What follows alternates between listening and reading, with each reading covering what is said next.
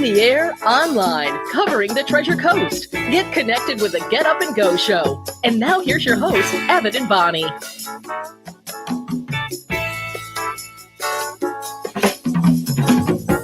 .607 on the Get Up and Go show with Evan and Bonnie, and it's Friday. We made it all the way through the week. Nice and warm too this morning, and so calm as you step outside. Yeah, it was kind of a little too calm for me. It was a little eerie. I don't know. I felt this calmness in the air, and we know we're going to be getting some rain showers a little bit. Oh, don't mention the R word. I ran into a little bit of the showers when I was heading down Port St. Lucie Boulevard already. Yeah, I don't want to talk about rain. I don't want that to happen. Well, we're going to have a rainy next couple of days, and for the weekend, there you go, talking about rain. It looks like the best day is going to be on Sunday with the dry period on Sunday. Oh, last Sunday was a washout. Yeah. Not good. I know, on Mother's Day even, and nobody was even at the beach. No. According to our sheriff. Yeah, nothing. Zero, zip, zilch, which made it easy for the law enforcement deputies to enforce, I guess we could say, the out-of-town guests from coming to our beaches, right?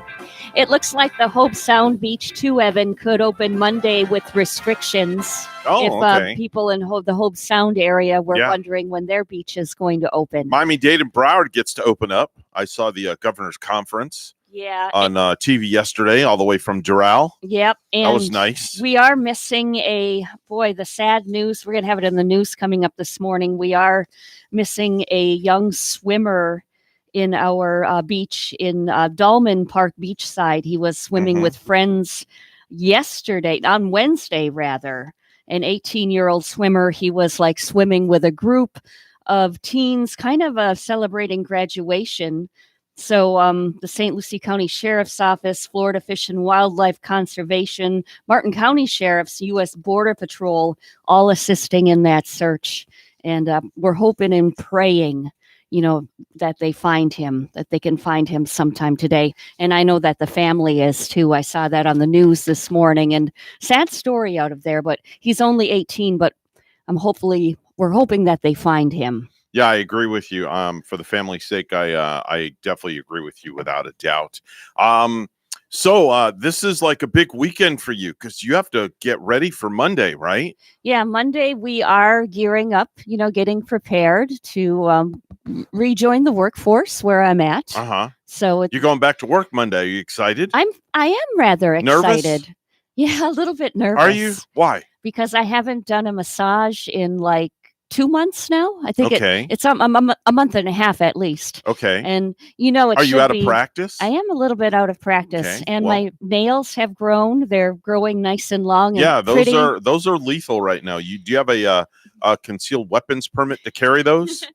I'm not allowed to doing massage. They are long. I've never seen them that long before. So on Sunday they're going to be clipped, and then I have to get my little filer out and really file them down nicely.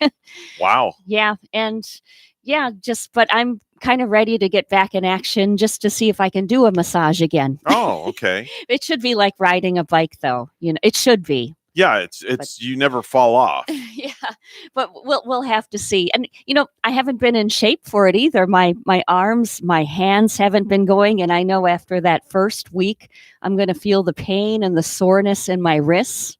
Okay. And then we're kind of told that the remedy for that is if you have that kind of soreness going, go home and stick your hands and wrists in a bucket of ice water. Really? And it's the ice water that does the trick, I guess, to relieve that. Oh, but that's interesting. Yeah. And that soreness does go away after a week or two. And then it's kind of like you don't even feel it anymore, fortunately. Wow. So what are some of the things like you're doing to kind of get ready for going back to work? Well, that's an administration issue, and I'm not there.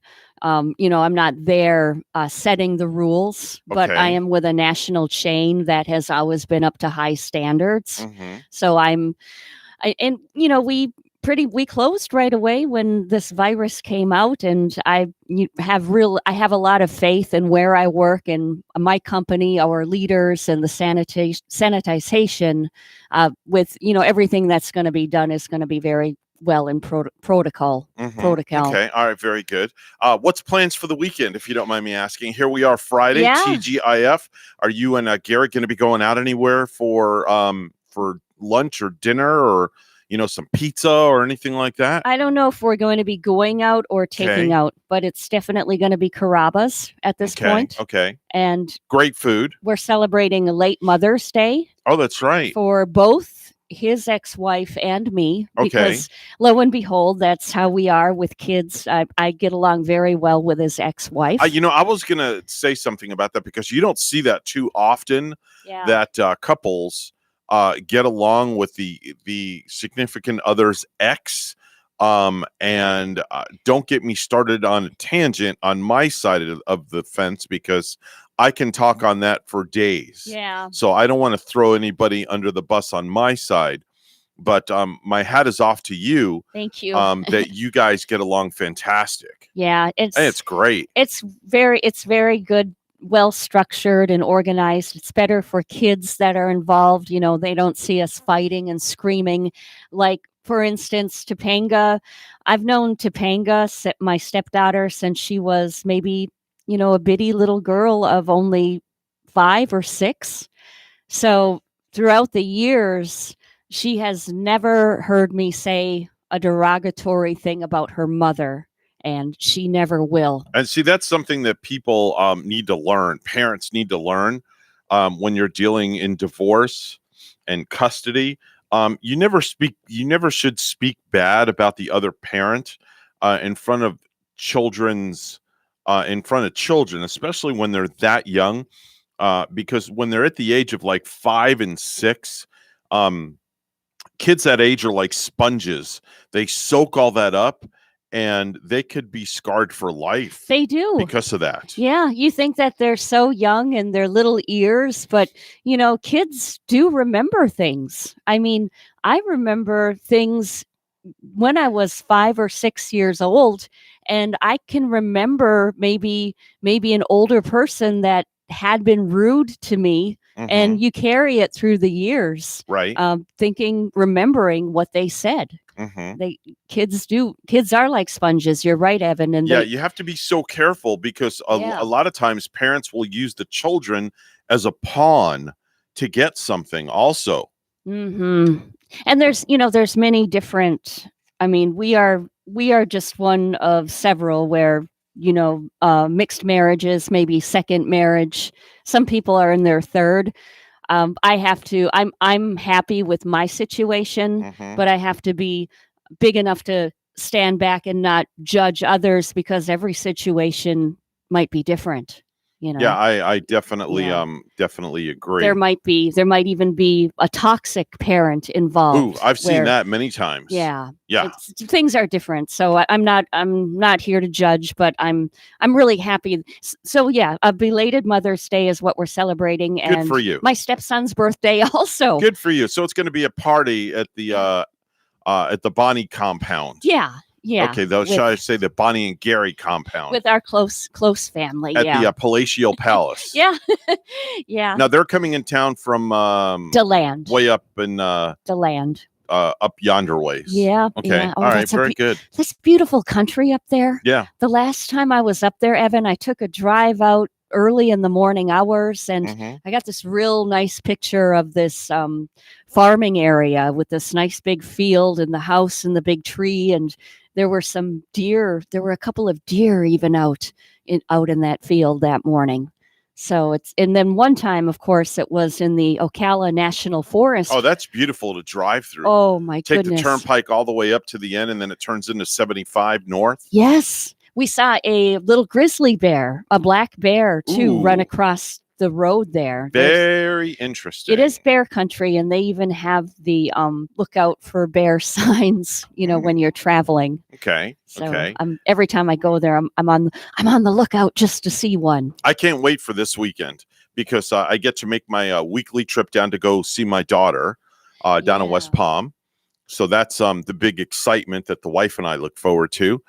We get to get out of jail, so to speak, for a couple of hours. Yeah, you get need that to get do out that of jail card. once in a Take while. the ankle bracelet off and head down. And no, folks, I'm not on house arrest. I'm just saying that as a figure of speech because everybody's self-quarantining, so we consider that like we're in jail. So we get to get out of jail and go down and visit Haley down in West Palm. That's a healthy thing to do. Yeah, it's great. Yeah. And then Sunday's the big day. Sunday is the big day because my daughter-in-law, my grandson, and my oldest son are coming over, and we're going to have a little barbecue. Oh, perfect. Are you going to be the chef Yes, and the griller? You damn right. The grilling master, Yes, right? That's right. And do you have your grill Call all me the grill daddy. cleaned? Is it cleaned out and ready to go? Always. Yeah. After I use that grill, every single time after I use it, I clean the grill. Yeah. So it's ready to go. You got to do We're that. going to do some burgers. We're going to do some chicken breast. And Delilah does not like regular hamburgers, so we're going to do turkey burgers for her. Oh yeah. I don't think I've ever had a turkey burger, but I bet it's good. It's really good. There's turkey sausage too, isn't there? Turkey sausage links. There is. We'll probably get like maybe some macaroni salad, some potato salad, some chips. Mm-hmm. And Ashton, my little grandson, he'll just eat anything. Yeah. He's like a garbage disposal. You can put food in front of him and he'll eat whatever. Anything down the little pie hole.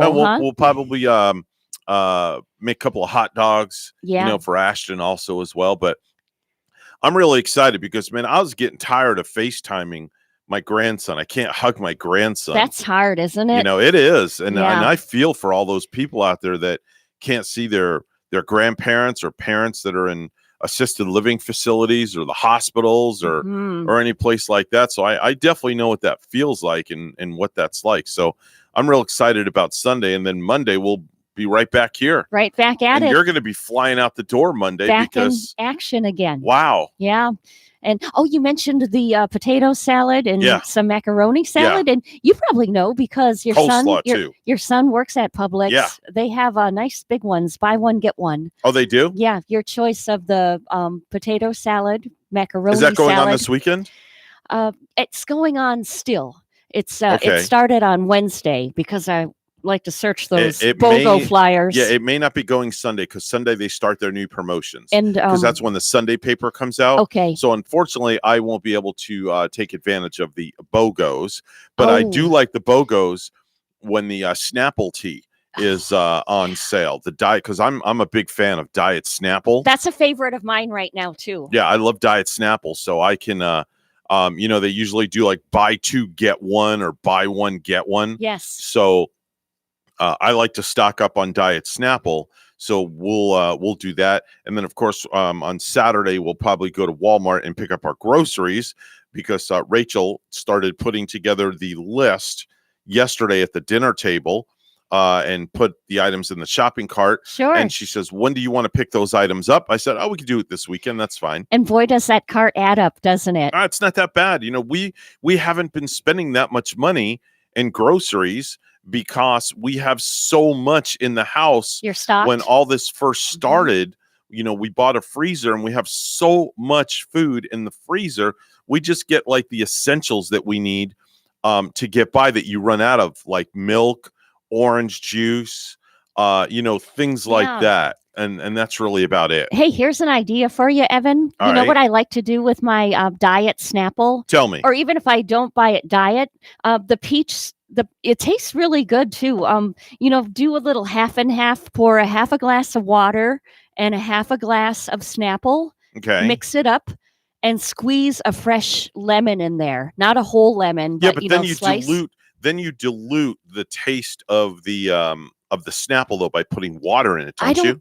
No, oh no. You've done it? It just tastes even more like you're eating a Starburst, like more citrusy and sweet. Okay. And just try it once. Okay. By the way, I stand to be corrected. Yeah. Phil just texted me. He's already up and at 'em this morning. The new promotions for Publix, they start on Thursdays. Oh, they do. So from Thursday to Wednesday is when those BOGOs run. Yep, and you So mentioned that BOGO is done and over with that you were talking about. Oh, all right. That you saw the other day. It's a good thing I got out and Yeah. took advantage of it Yeah. yesterday then. Yeah, so you benefited. Okay. 6:21 right now. It's news time. Let's go to the National News Desk where Bonnie's standing by. Good morning, Bonnie. Good morning, Evan. And the coronavirus cases, let's take a breakdown by counties right now. There are 281 confirmed cases here in Martin County. 6 deaths are reported. In St. Lucie County, there are 301 cases with 26 deaths. And up in Indian River County, 103 confirmed cases. There are 9 deaths reported there. And there are now more than 43,000 coronavirus cases in Florida. And the death toll is up to 1,875 after another 48 deaths were reported yesterday, saying downward trends continue in the 64 counties that began phase 1 of openings on May 4th. Governor Ron DeSantis is ready to loosen the reins a little more. The phase 1 that we did not include all the phase 1 that could have been done under the guidelines. So we're going to make an announcement on that. That will include information about reopening gyms. DeSantis says he'll make the announcement today in Jacksonville with the new rules going into effect on Monday. Personal injury lawyers are fighting attempts to shield nursing homes from coronavirus lawsuits. Some companies, especially small businesses, say they could be paralyzed, even bankrupted by lawsuits over the coronavirus. Congress and some states are debating laws that would shield them from litigation, but attorney Matt Morgan from Morgan & Morgan says that's a mistake. Just imagine for a moment that all of these facilities were given immunity. What would happen to our mothers and fathers in these facilities? Morgan & Morgan is in the process of suing 2 Florida nursing homes where more than a dozen patients died from COVID-19. I'm Rory O'Neill. A reprieve for unemployed Floridians, the suspension of Florida evictions and foreclosures is being extended. Governor Ron DeSantis says his initial order will now stay in effect until June 2nd, meaning it will be illegal for residents to be forced from homes because of a lack of payments being made. Thousands of unemployment claims have still not been paid statewide, leaving numerous Floridians struggling to cover basic living expenses. I'm Larry Spillman. The governor says he'll further loosen restrictions during phase 1 of Florida's reopening, an announcement expected today in Jacksonville. The U.S. Coast Guard is searching for a missing 18-year-old swimmer who vanished in the water Wednesday afternoon near Jensen Beach. Family members said Lenton Ty Ward was at Dolman Park Beachside with friends Wednesday celebrating their upcoming graduation from Vero Beach High School. Ward played football and lacrosse for Vero Beach High School. According to an incident report, Ward was last seen about 150 yards offshore. The St. Lucie County Sheriff's Office conducted an aerial search. Florida Fish and Wildlife Conservation Commission, Martin County Sheriff's Office, and U.S. Border Patrol also assisted in the search. And lastly, the Martin County School District is celebrating a special honor for an assistant principal. Angela Gilbride, the assistant principal at Warfield Elementary School in Indiantown, was named one of 3 finalists for Florida's Assistant Principal of the Year. On Thursday, Superintendent Lori Gaylord and other Martin County school leaders made a special visit to Gilbride's house to congratulate her on the honor. Gaylord said Gilbride has helped improve the school's achievement. With the help of her leadership, they went from a C school to an A school, said Gaylord.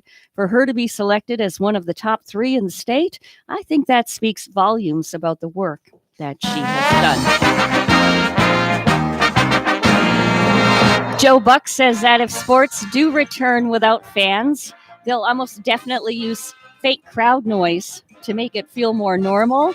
And they're looking at ways to use augmented reality to add virtual crowds to the broadcast.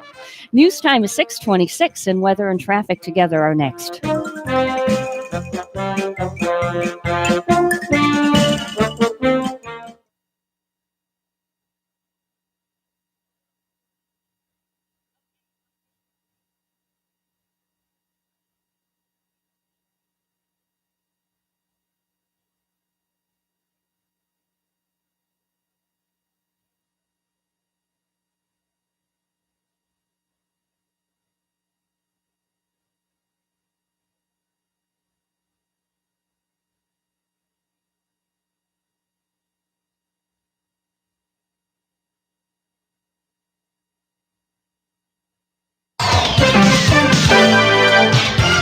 6:26 the time on the Get Up and Go show on a Friday. It's time for traffic and weather together. Let's go to Bonnie right now. Bonnie? And Evan, on our roadways right now, everything is fine on a Friday morning. It should be a good ride. If you do need to go anywhere this morning, there's your latest look at traffic. And it's a mild morning. It's 76 here in Stewart. And here's a look at our forecast. We're going to see showers definitely lined up for these morning hours, and showers happening too throughout the day with a high of 79. A low tonight of 72. Look for more showers tomorrow, Saturday, with the high at 82 degrees. The nice day this weekend will be Sunday, looking dry, high of 87. Once again in Stewart, it's 76.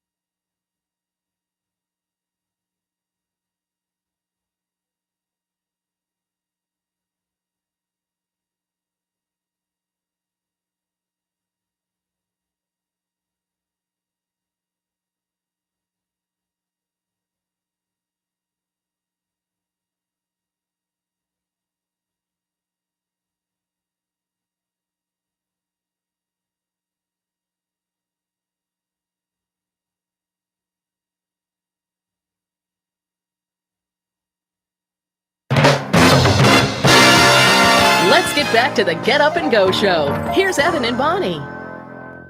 International, we realize you may be one of the many protesters that doesn't want to wear a mask and be cooped up at home.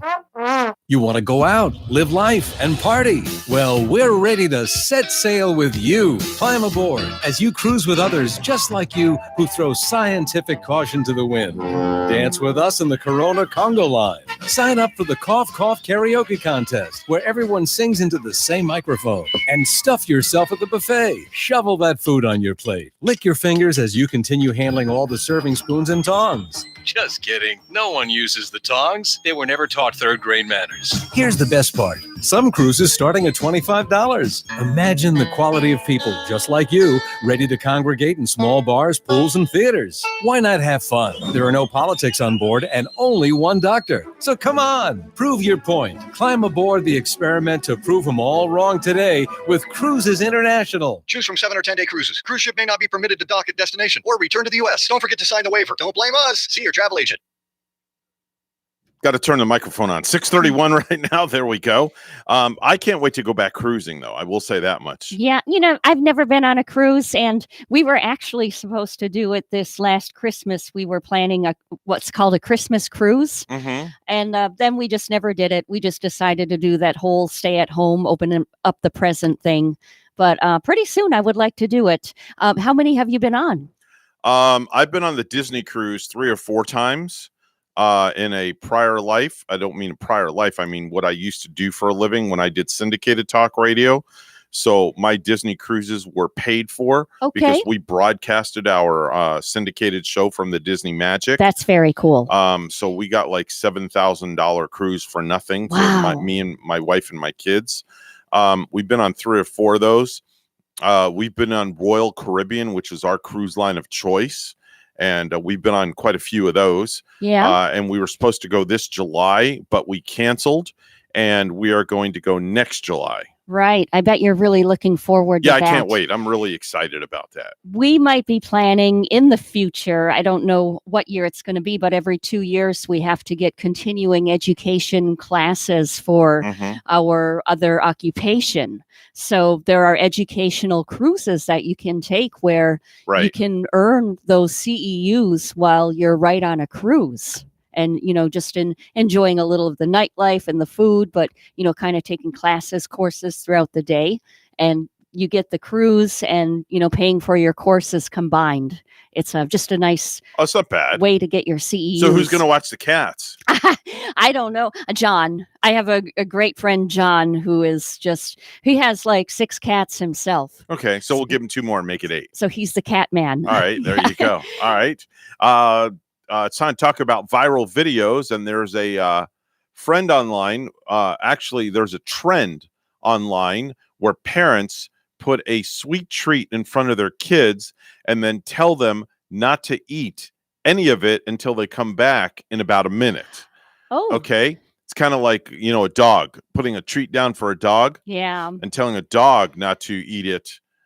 My dog will do that. I can put a treat in front of my dog and Kaya won't touch it. He'll wait. Yeah, she'll wait. Or she'll wait. Yeah, she'll wait. Yeah.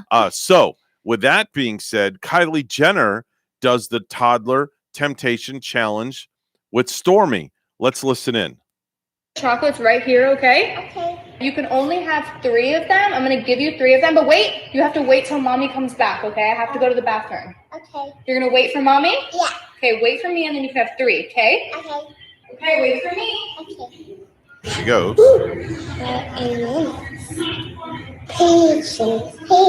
Thank you. Thank you. Temptation is there. Patience. Okay. Did you wait? Yeah. Okay, you can have 3. Did you hear the little girl saying patience? Patience. Yeah. Did you hear that? Yeah. And I think she passed the test, didn't she? Yeah. Yeah. I know. You think the child of a billionaire would take the candy? I wonder if it could work, like, say, if your kids are really hungry, and they're anticipating that McDonald's, and then they get the chicken nuggets and their fries. I wonder if they could wait for a whole minute before taking one of those fries even. Yeah. There's a viral video out of a nurse getting sanitized on a sidewalk when she gets home from work. Somebody splashes her with a bucket of water and then with a bucket of soapy water, and then her sister scrubs her down with a long-handled brush. I don't know if that's right or almost degrading. Listen. Here we go. There's the water. She lays down. Here comes the soap water. She lays down there, and they scrub her with a brush. Well, it might be fun if you're a water girl, I love the sound of the water. Here's another one. One more time. There you go. That's hilarious. Especially if you live like right here in Florida when it gets so hot, you might want to look forward to coming home to getting hosed down a little bit. Well, we have that service here we offer outside. When you come in our studios, we have people out there waiting that we talk about with a hose and soap and water, and you get sanitized before you come in. Yeah, even the folks like Joe knows that. Yeah. Joe, who's been here kind of like before this all got started. Joe Catch and Bone. Oh, okay. Knew that we were sanitizing the Didn't people. know which Joe you were talking about. Yeah. Yeah. All right. I just got a text from somebody. From Frank, said that the streaming computer is not working properly. Oh, is that Frank? Frank that does Frank. the Treasure Coast Forum? Yeah, exactly. I heard it. I listened to a little bit of his show last night, and he and the girl. I'm wondering if that was Pittsburgh Deb on the show last night. Right. They were doing a really good job. I was driving to the grocery store, taking a listen, and I was really, really enjoying their vibe yesterday. Frank, you were wonderful last night if you're listening. But so our feed is down on Facebook? Well, no, it's working. He said it's not working, but I'm looking at it and I can see the feed on Facebook. Everything seems to be coming through okay. Let me just lower this down a little bit. I know it's a delay. Yeah, exactly. I heard it. I listened to a little bit of his delay. show last. So that's fine. Okay, so that's working that's working okay. So maybe it's just on YouTube that it's not working properly. Let me check YouTube. YouTube seems to be working okay. So I don't know. Maybe it was yesterday. Okay. But I just know they were coming through loud and clear last night, and they had a good show going. It was very newsworthy, very good, very good. Let me just finish this text back to him. Okay, there we go. So back to where we were. We're talking about viral videos. That's multitasking, folks. If you're looking for a quarantine project for your kids, this mom in Alaska has a great quarantine project. She helped her daughter make a lava lamp out of ingredients you'll find in the kitchen. Now, the girl starts off by pouring a cup of vegetable oil into a wine glass and then adding 2 tablespoons of water. She follows that with about 15 drops of food coloring and tops it off with a tablet of Alka-Seltzer, which sets it all into motion. So let's see if there's any audio on this one. Okay. All right, so there you go. So they poured the that into the glass. Here comes the next additive going in. I'm scared. Here comes the Alka-Seltzer. All right. Watch. Oh, there's the food coloring. Right? I did say, 15 drops of food coloring. Yeah. All right. We're counting. It's kind of cool. Maybe put 8 in or something. Yeah. It looks pretty neat what they're doing. And easy. The droplets, Okay, so the droplets went down. Do we stir it? Here comes. Actually, you should probably put a couple more drops in. Yeah, Mom said put a couple more drops That's in. so cool how it goes down. Gavin, go over there. Oh, Go look, watch. it's my son's name, Gavin. That's pretty cool. Yeah. That's kind of cool how the droplets go down, and you could see that It's in pretty. in the vegetable oil. Okay, so now that that's done, I guess the last step is to It's drop. Oh, One she drip wants it in. she wants more food coloring. More of the color. Yeah, she wants more color. Okay.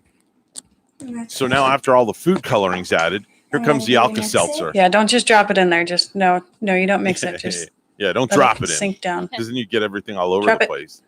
All right, there it goes. Okay, let's go. Now watch. It becomes a lava lamp. Look at that, Bonnie. Isn't that pretty cool? It is. I think the Alka-Seltzer is the magical ingredient there. I'm gonna try that when I get home, but I'm gonna have to buy some Alka-Seltzer though. And it works fast. Just think Yeah. what that does in your stomach when, Yep. when you take that Alka-Seltzer. Yep. But I want to try that at home too. It looks easy, cheap. It's not a very expensive thing to do. And she's using the red dye, and you Yeah. can use it in different colors. Yep. Okay. So listen to this sound, okay? Listen very carefully.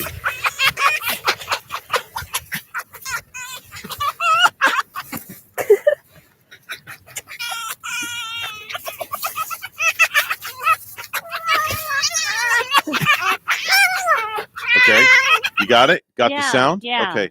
So now you have to tell me what the sound is. It's in a viral video. Okay. I'll give you the 3 choices. Yeah. Okay. Is it a bunch of baby coyotes, 3 cute foxes, or 4 jackal pups?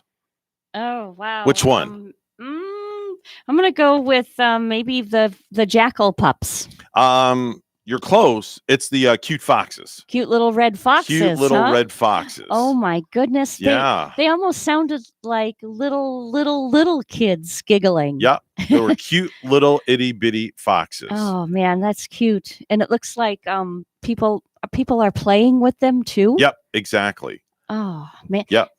I saw a fox in Port St. Lucie. Over, Oh, I saw one on the way to work the other morning. Did you? Yeah. Where at? I forget on what highway it was. Yeah, well, you drive through like a lot of countryside there, don't you? So you probably see all kinds of wildlife. I saw one outside of my house like over a year ago, and the fox was kind of like running out of a little field. Mhm. And I know my neighbor has doves. My neighbor has these doves where he'll take the doves to weddings and let them fly from the wedding. Right. And then these doves always fly home. Right. Okay. So we thought the fox was hanging around, to in order to get his doves. Okay. I picked up a copy of Men's Health magazine the other day, just curiosity. I wanted to see what was in it. Yeah. And there was a question that was posed to what's your preferred sleeping attire on women? They asked guys. Okay. Guys were polled, 100 people surveyed. what is your preferred sleeping attire on a woman? Okay. Would you care to know what the answers were? Yeah, I Okay. do care. Okay. 9% of the guys said a button-down dress shirt. Button-down dress shirt. That's kind of sexy, isn't it? Yeah, it is. With It's cute. with the Put your with hair the in bare, pigtails. bare legs. Yeah. And the yeah. shirt coming Maybe a pair of heels. just above your knees. Yeah, I like that. Yeah. It's kind of cute. Another 9% said pajamas. Hmm. Okay, just good old-fashioned pajamas. Maybe silky pajamas. Well, no, we're not talking silky. Okay. Okay, we're just talking good old-fashioned pajamas because 21% said sexy lingerie. There's where your silky pajamas come in. Only 21%. 21%. That's really a hard one to believe. It's hard to believe that the pajamas, ordinary Yeah. pajamas, would come in front of that one. Well, no, it's less. Oh, it only is. 9%. Oh, 9% for regular PJs. Yeah, sexy lingerie is 21%. Oh, got it. Okay. Yeah. Okay. 23% is t-shirt and boxers. Yeah. Yeah. And boxers, you would think they would just say t-shirt and panties. Yeah.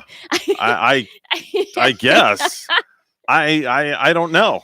I don't know. I like that swimsuit But style. t-shirt and boxers is kind of cute though. Yeah, it boxers is, and I kind of like the swimsuits that are out with the kind of boxer type bottoms. Instead of that brief bikini bottom. Say that again now. What is it you're talking about? Kind of like a boxer type looking bottom for some of the swimsuits that are out for maybe. Oh, those are called boy shorts. You're right, they are Boy shorts. Yeah. Yes. And for Yes. maybe some of the more full figured kind of gals, they look good in them. Right? Those Yeah. are called boy shorts. And lastly, 38%. Would you like to take a stab at what 38% of guys prefer sleeping attire on women? I think I know, but I'm too much of a lady to say. No, go ahead. Say it. Go ahead. In the nude. Yes. Right? And you're correct. Nothing. Yeah. Yes.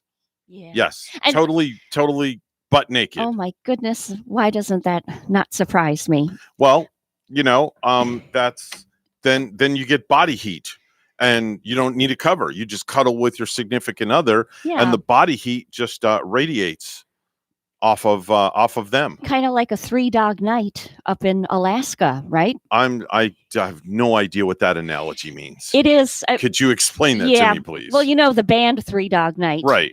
Comes from where maybe it might have stemmed from the Eskimos. I'm not too sure, but in order to stay warm, having 3 dogs sleep by them would keep them the warmest at night. So if the temperature fell to like maybe 10 below zero, it would be what they call a 3-dog night Oh. to keep them warm. Okay, I get it now. Okay, I get it. Yeah. I get it. I was a little behind there. I'm a little It's slow. okay. It's Friday. It's been a long week. 6:45 is the time on the Get Up and Go show. It's the Friday edition with Evan and Bonnie.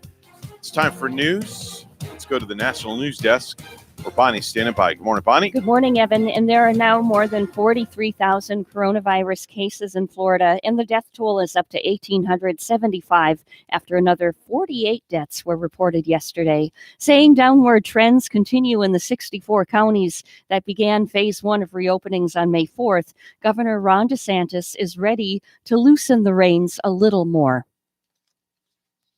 One that we did not include all the phase 1 that could have been done under the guidelines. So we're going to make an announcement on that. That will include information about reopening gyms. DeSantis says he'll make the announcement today in Jacksonville with the new rules going into effect on Monday. Personal injury lawyers are fighting attempts to shield nursing homes from coronavirus lawsuits. Some companies, especially small businesses, say they could be paralyzed, even bankrupted by lawsuits over the coronavirus. Congress and some states are debating laws that would shield them from litigation, but attorney Matt Morgan from Morgan & Morgan says that's a mistake. Just imagine for a moment that all of these facilities were given immunity. What would happen to our mothers and fathers in these facilities? Morgan & Morgan is in the process of suing 2 Florida nursing homes where more than a dozen patients died from COVID-19. I'm Rory O'Neill. Many people have been cooped up in their houses for weeks. Now, small business owners are brainstorming to bring their services to customers. Eric Perez says his business in Port St. Lucie, Axe EM, was forced to close due to COVID-19. WPTV's Derek Lowe has more. Like many small businesses, Axum in Port St. Lucie was recently forced to shut down due to COVID-19. 6 weeks, 7 weeks almost. Eric Perez and Michael Shine own the business and began brainstorming back in February how they could bring their service to the customer. Honestly, we wanted a different experience to bring to people, different events and everything, and we figured not everybody is going to always want to come into our shop, or it might not be convenient enough. And that's exactly why they built this, a 16-foot mobile axe-throwing trailer that can be delivered and set up in the front yard or place of business. Right now, we're finding that places of business wanting to do employee appreciation right now, so we're able to accommodate that. Kristen Son recently visited Axum and says it's invigorating. You get to channel all of this stress and anxiety into something that's really a healthy alternative to binge watching TV. She says with the new trailer, social distancing guidelines are easier to follow. They're wiping down the handles in between each person holding the axe. And that you're promised to walk away with a new skill. It's more of a technique than just throwing it at the wall. Now, the owner of Axum says that this trailer is bookable by the hour and that they're willing to travel anywhere up and down the Treasure Coast. Reporting in Port St. Lucie, I'm Derek Lowe. And lastly, the U.S. Coast Guard is searching for a missing 18-year-old swimmer who vanished in the water Wednesday afternoon near Jensen Beach. Family members said Lenton Ty Ward was at Dolman Park Beachside with friends Wednesday, celebrating their upcoming graduation from Vero Beach High School. Ward played football and lacrosse for Vero Beach High School. According to an incident report, Ward was last seen about 150 yards offshore. The St. Lucie County Sheriff's Office conducted an aerial search. Florida Fish and Wildlife Conservation Commission, Martin County Sheriff's Office, and U.S. Border Patrol also assisted in the search. And Joe Buck is saying that if sports does return without fans, they'll almost definitely use fake crowd noise to make it feel more normal. And they're looking at ways to use augmented reality to add virtual crowds to their broadcasting. News time is 6:49. Weather and traffic together are next.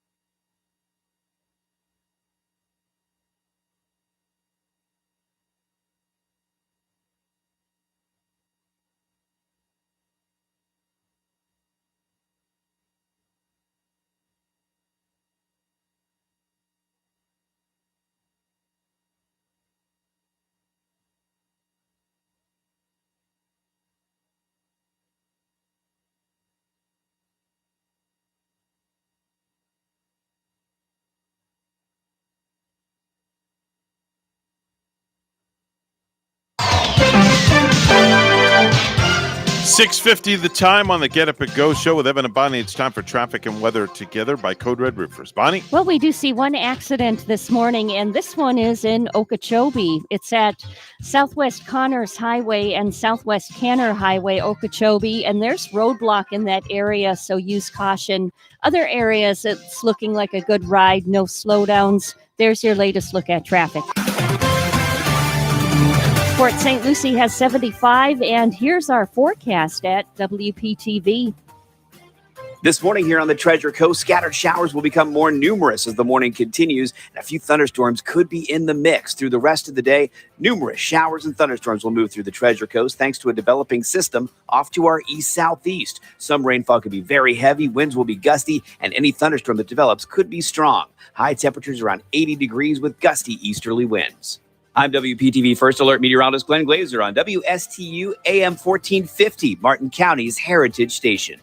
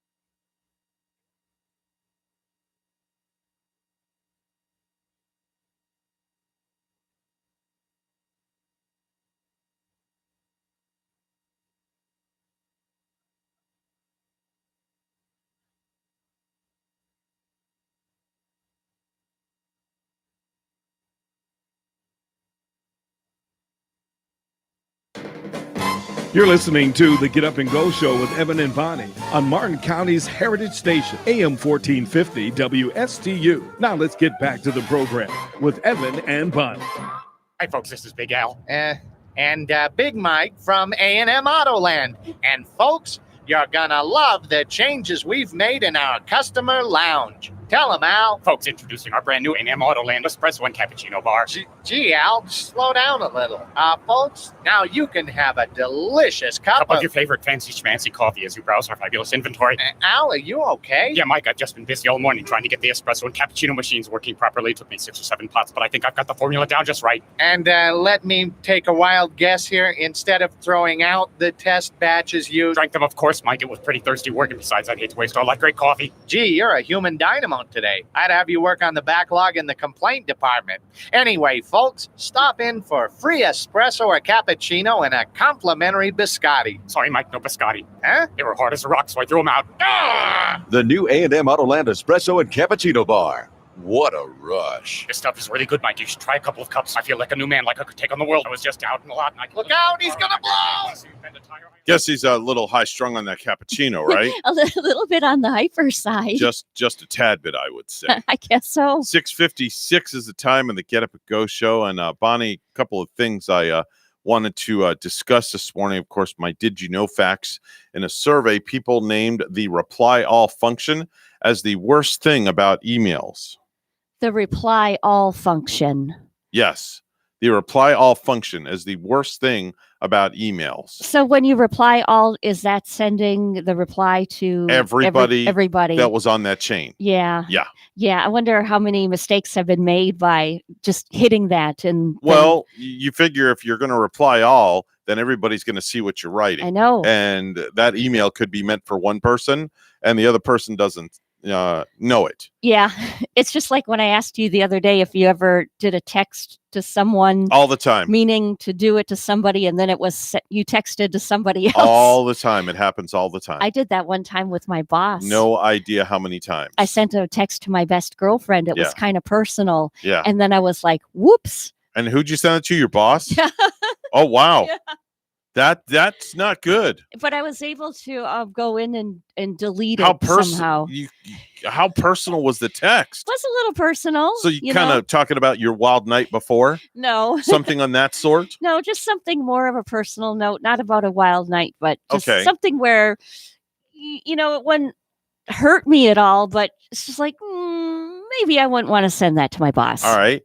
Did you know, according to USA Today, over 61,000 people in the United States get their oil changed right now? Right this very second.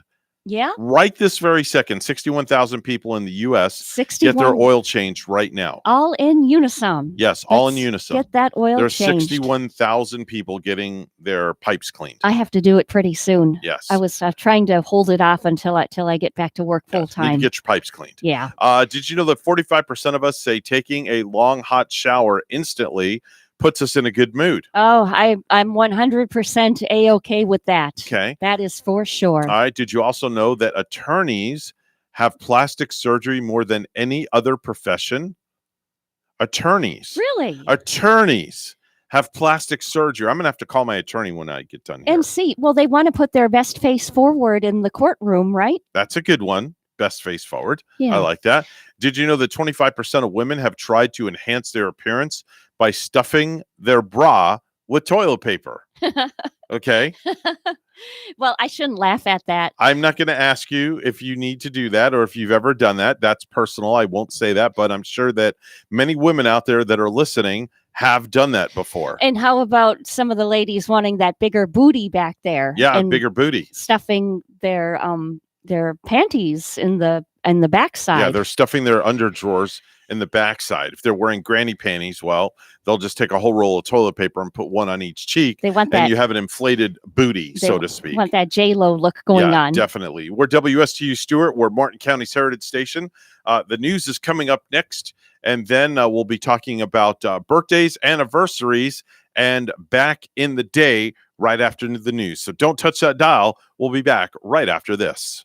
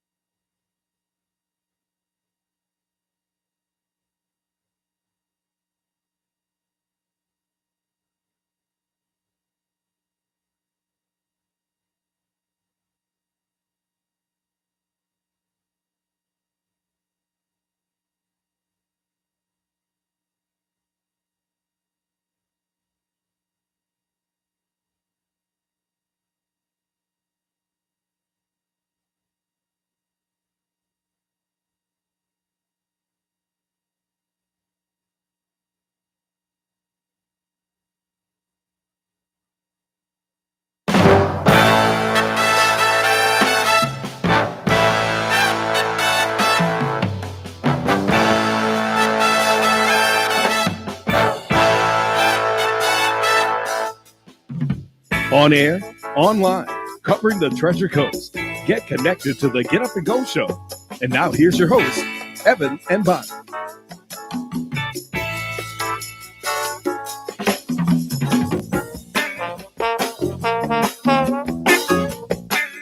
I don't know.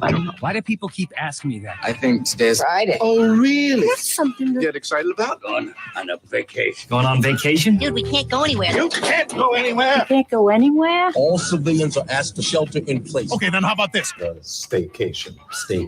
Yeah. I'm going back to bed. Wake me up when it's showtime. It's a staycation, Bonnie. A staycation. I know it's been Can't go on a vacation, so we do a staycation. staying a little bit too long. Yeah. I love those. At least usually when we do a staycation in our area, it can be, something nice like out at the Hutchinson Island Marriott. Yeah. Or some sort of thing. Yeah. Just, and then maybe going yonder to Shuckers or something. Oh. It's a party every night. It's like Shuckers is at the north end. Yeah. Hutchinson Island Marriott's at the south end. You bet. So it'd be a long drive. A little bit of a drive. Especially if you're drinking. Then you just want to take an Uber. I don't know about taking an Uber with what's going on nowadays. I wouldn't take an Uber. Yeah, Uber with the new regulations too. They came out yesterday. All the drivers now having to wear masks and take pictures of it, like you mentioned. Yeah. And passengers getting into the Uber cars now too have to have the mask. I still don't know if I'd get in an Uber because, the way I look at it is I don't know who was in the Uber prior to me, what they may have or what they had or what they're planning on having.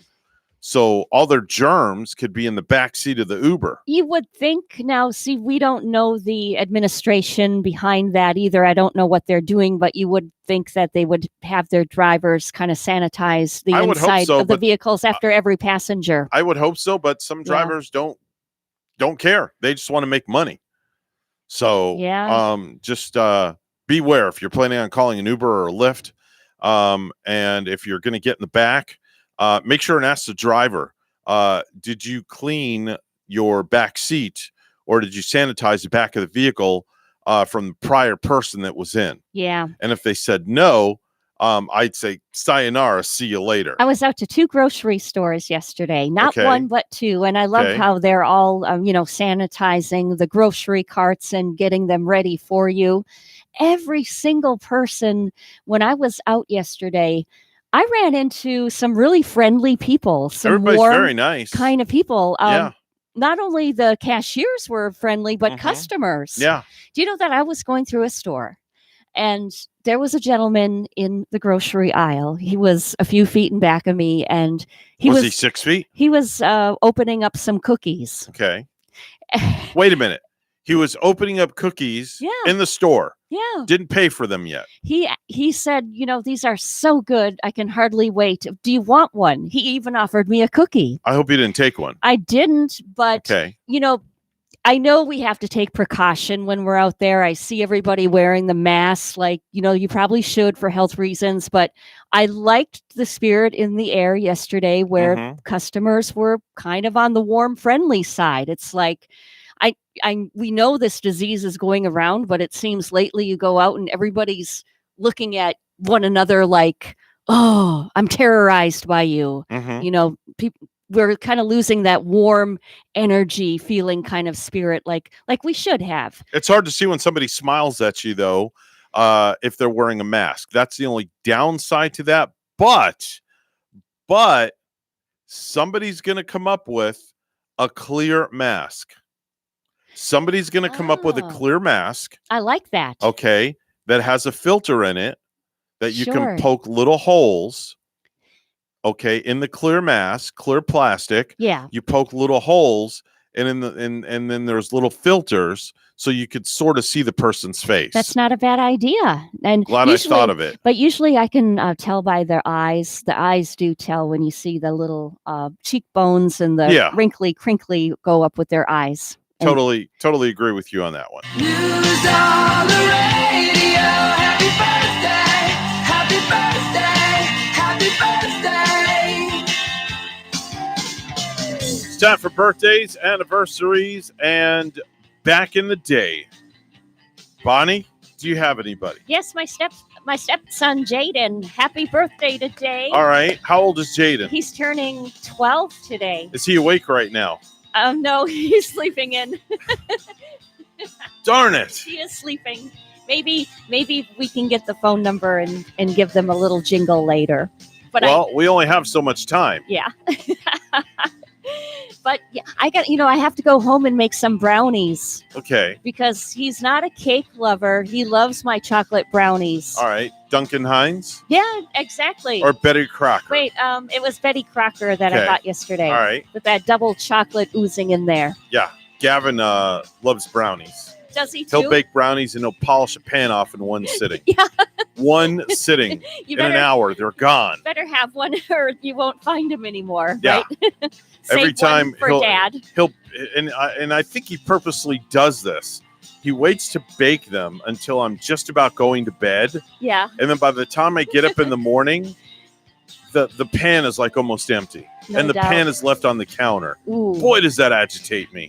Is he a chocolate lover now? Yeah. He would love mine. Always has been. Because I even put chocolate frosting on my brownies. That's interesting. Extra chocolatey is what Just they don't love. lace your brownies with anything. That wouldn't be good. I've never tried that before. You should. You can put all sorts of stuff that's tasteless and odorless in Yeah. brownies. Oh yeah, it's an old bar trick. Yeah, if I laced them with something and say if I had 2 brownies before I came in the morning, would I be all silly and giddy and everything? Probably. But here's an old bar trick we used to do back in the day, like in the 80s. Yes. If we had a customer in the bar that was really obnoxious, we'd bring in like brownies from home and we'd mix in Visine in the brownies. Oh no. Oh, yeah. Oh no. Oh, yeah. You know what that does? Does that make You you don't like taste it. You don't taste it. You don't smell it. makes you go to the bathroom? Right? Oh, yeah. Oh, Oh, yeah. Visine or Vaseline? No, not Vaseline. Visine. And Visine makes you go Visine makes you go poo poo. number 1, right? No, number 2. Oh, yeah. Oh wow. Oh, yeah. I It was never knew great. that. It was hilarious. We'd get customers that would come in and they would just be really bad customers. Oh, good So the gosh. next night, the bartender would bake brownies and they would play like, just a little token of thanks, for coming in and sitting at the bar and buying beverages, wanted to offer you up these brownies. Yeah. And they'd indulge in the brownie. And like within 15 minutes, they'd be running to the bathroom. Mm. It was the funniest thing in the entire world. That would be bad to do something if Yeah. they had to go to work. Yeah. Right before work, eat a couple of those. Yes. One of the oldest bar tricks in the world. Oh my word. Yeah. And then again, there's been some bartenders that have been known to put a couple of drops of Visine in the actual drink. In the Visine, you're not even going to taste it, are you? You don't taste it. You don't smell it. You know what I did one time at work? By the way, folks, disclaimer, please don't try this at home. Okay. Yeah. How I love my little cups of water, my little plastic cups of water at Right. work in the break room. Okay. Okay. Well, I thought it was my cup of water. I'm wondering Okay. if my fellow therapists are listening to this one. Okay. We have detergent in the break room. It's it's the odorless detergent, Right. but it's liquid. Right. It's odorless, and thank goodness it's tasteless for the most part. because Okay. I took a cup of my water and it was You some of drank that, detergent? It was some of that detergent. Oh, in you're there. kidding me. But How did you do that? But when they advertise that it is odorless and taste or odorless anyway, it's Yeah. a good thing that it was because it wasn't like overwhelming, like, oh my gosh. Wow. But once I once I took I don't wind of even- the substance, I don't even want to go there. I was like, oh yuck. Yeah. And then one time my grandma used to have this like a oil, like a castor oil in Mhm. her refrigerator. Now that's disgusting. She had it in a big jar, and I thought it was a big jar of water when I was a kid. Okay. So I went and took a big drink of it. Gosh. I'm like, it's oil. Birthdays and anniversaries. Andy Murray, the tennis stud, 33 years old today. Alexandra Breckenridge is 38. That's Kevin's ex-wife, Sophie, on This Is Us. Jamie Lynn Sigler, 39. That's Meadow Soprano on The Sopranos. Meadow Soprano. I just Yes. love her. Yes. David Krumholtz is 42. That's the math guy. Ray Lewis is 45. Ray Lewis, by the way, is the retired Baltimore Ravens star linebacker. Ahmet Zappa is 46. That's son of Frank Zappa. Emmitt Smith, retired Dallas Cowboys legend. He's 51 today. 51. Yeah. Dan Patrick, 64. That's the former ESPN sports fellow who now works for NBC Sports, and he has a great radio show out as well. George Brett, 67. Chaz Palminteri is 68. Nicholas Hammond, 70. The Amazing Spider-Man. Brian Eno, 72 years old. That's the genius formerly of Roxy Music. Mm-hmm. Former Secretary of State Madeleine Albright is 83 years old today. Wavy Gravy is 84. That's Woodstock counterculture icon. 84 today. Yeah, 84 today. And you mentioned ex-baseball player George Brett. Yes. Turning 67 today. Yep. Uh-huh. Evan, do you remember back in the day what he used to advertise for? No. He was on, if I remember right, he was on commercials for like Preparation H. What? Yeah. That was like, oh, good gosh. I think that was like back in the maybe like late 70s, mid to late 70s. Wow. He was like, I remember him being on the commercial for Preparation H. Yeah. Wow. But 67 today. Do you have anybody you want to wish a happy birthday? Not at all. Just Rachel. Just Rachel. Oh, yeah, That's it. Rachel. When is her real birthday now? Her real birthday is July 23rd. Okay. July 23rd. So this is May, June, July. So it's in 2 months. What a fun time to have a birthday, you know? This year it's not going to be.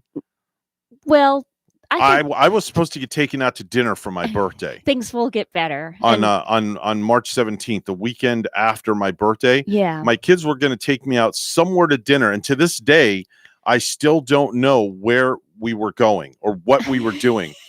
I'm still puzzled by this. Do you have to wait for your next birthday now to find out, or are you going to be able to celebrate your birthday because you kind of missed this one in the spirit? You like celebrate it earlier than your next birth date, or before that's coming up? Are they finally going to reveal where you're going and maybe be able to do it like in July or August? No, because I'm supposedly supposed to have a rain check. Yeah. Oh, I'm supposed to have a rain check before next year, before I turn 61. a rain check. Yes, huh? a rain check on my birthday dinner. It sounds like so. I they're- have no idea where they were going to take me. I don't want to throw your family under the bus, but it sounds like your kids are trying to save some money. No, oh, definitely not. I can tell you that right now. No, they're not trying to save money. My kids do not. Yeah.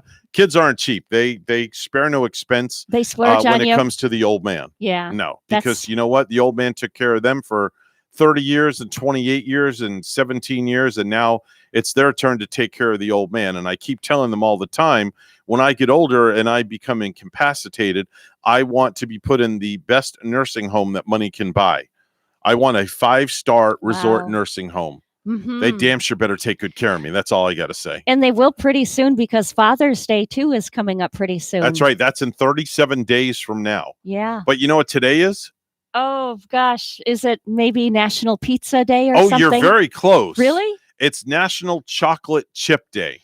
There you go. National Chocolate Chip Day. So I better stop on the way and buy more chocolate chips to put Yeah, in go my visit the Keebler Elves. brownies. Yes. Go visit the Keebler Elves and get yourself some chocolate chip cookies.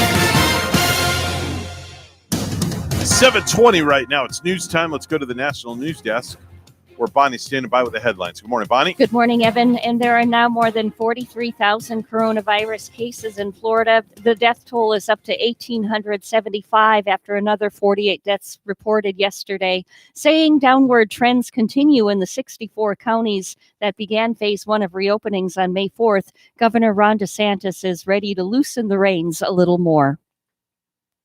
One that we did not include all the phase 1 that could have been done under the guidelines. So we're going to make an announcement on that. That will include information about reopening gyms. DeSantis says he'll make the announcement today in Jacksonville with the new rules going into effect on Monday. Personal injury lawyers are fighting attempts to shield nursing homes from coronavirus lawsuits. Some companies, especially small businesses, say they could be paralyzed, even bankrupted by lawsuits over the coronavirus.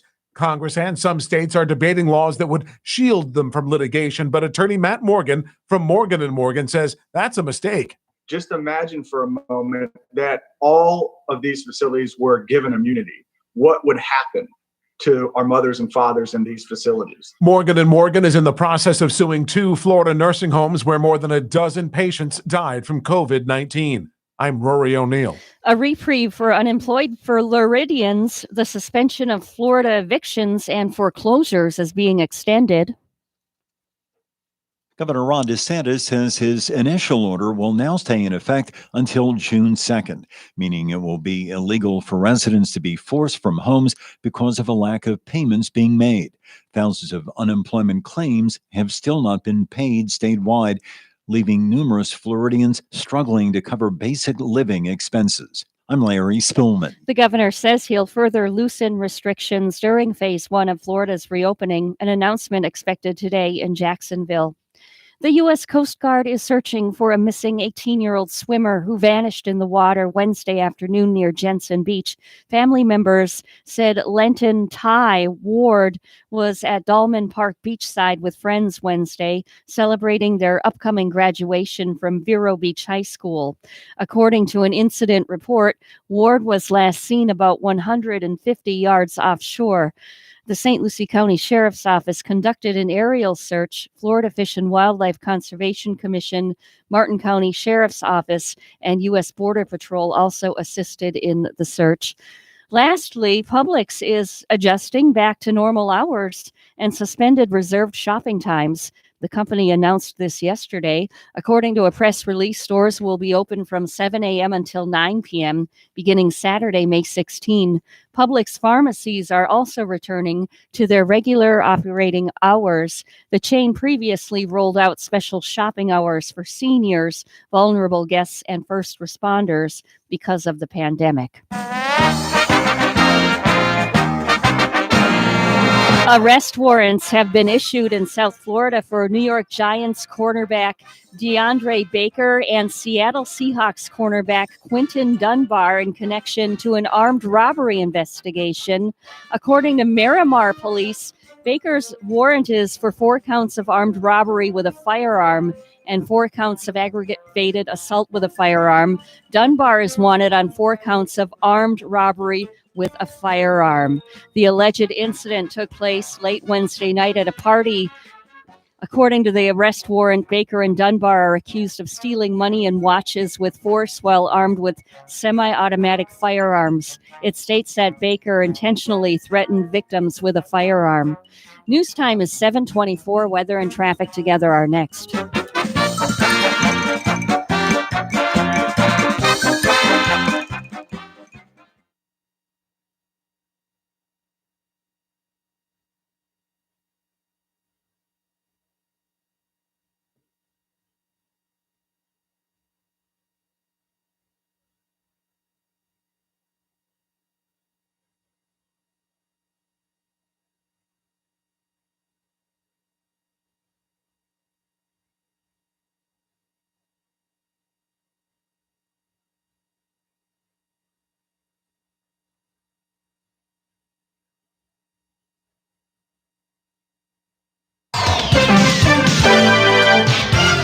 $7:25, the time of the Get Up and Go show. It's time for traffic and weather together.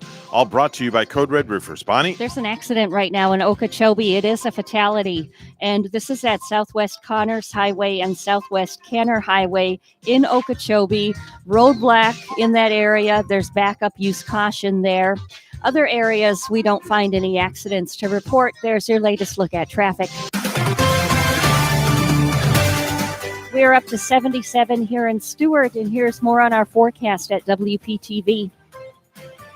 This morning here on the Treasure Coast, scattered showers will become more numerous as the morning continues. A few thunderstorms could be in the mix through the rest of the day. Numerous showers and thunderstorms will move through the Treasure Coast thanks to a developing system off to our east-southeast. Some rainfall could be very heavy, winds will be gusty, and any thunderstorm that develops could be strong. High temperatures around 80 degrees with gusty easterly winds. I'm WPTV First Alert meteorologist Glenn Glazer on WSTU AM 1450, Martin County's Heritage Station.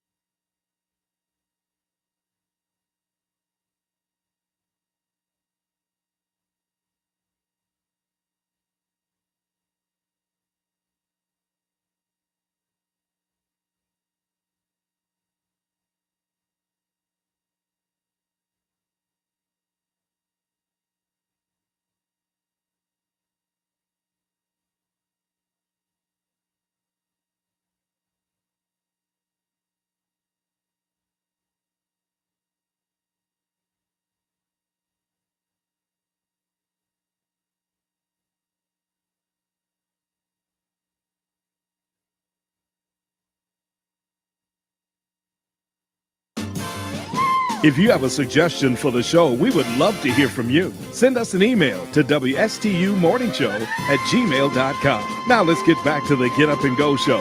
Here's Evan and Bonnie. It's time for the moment you've been waiting for.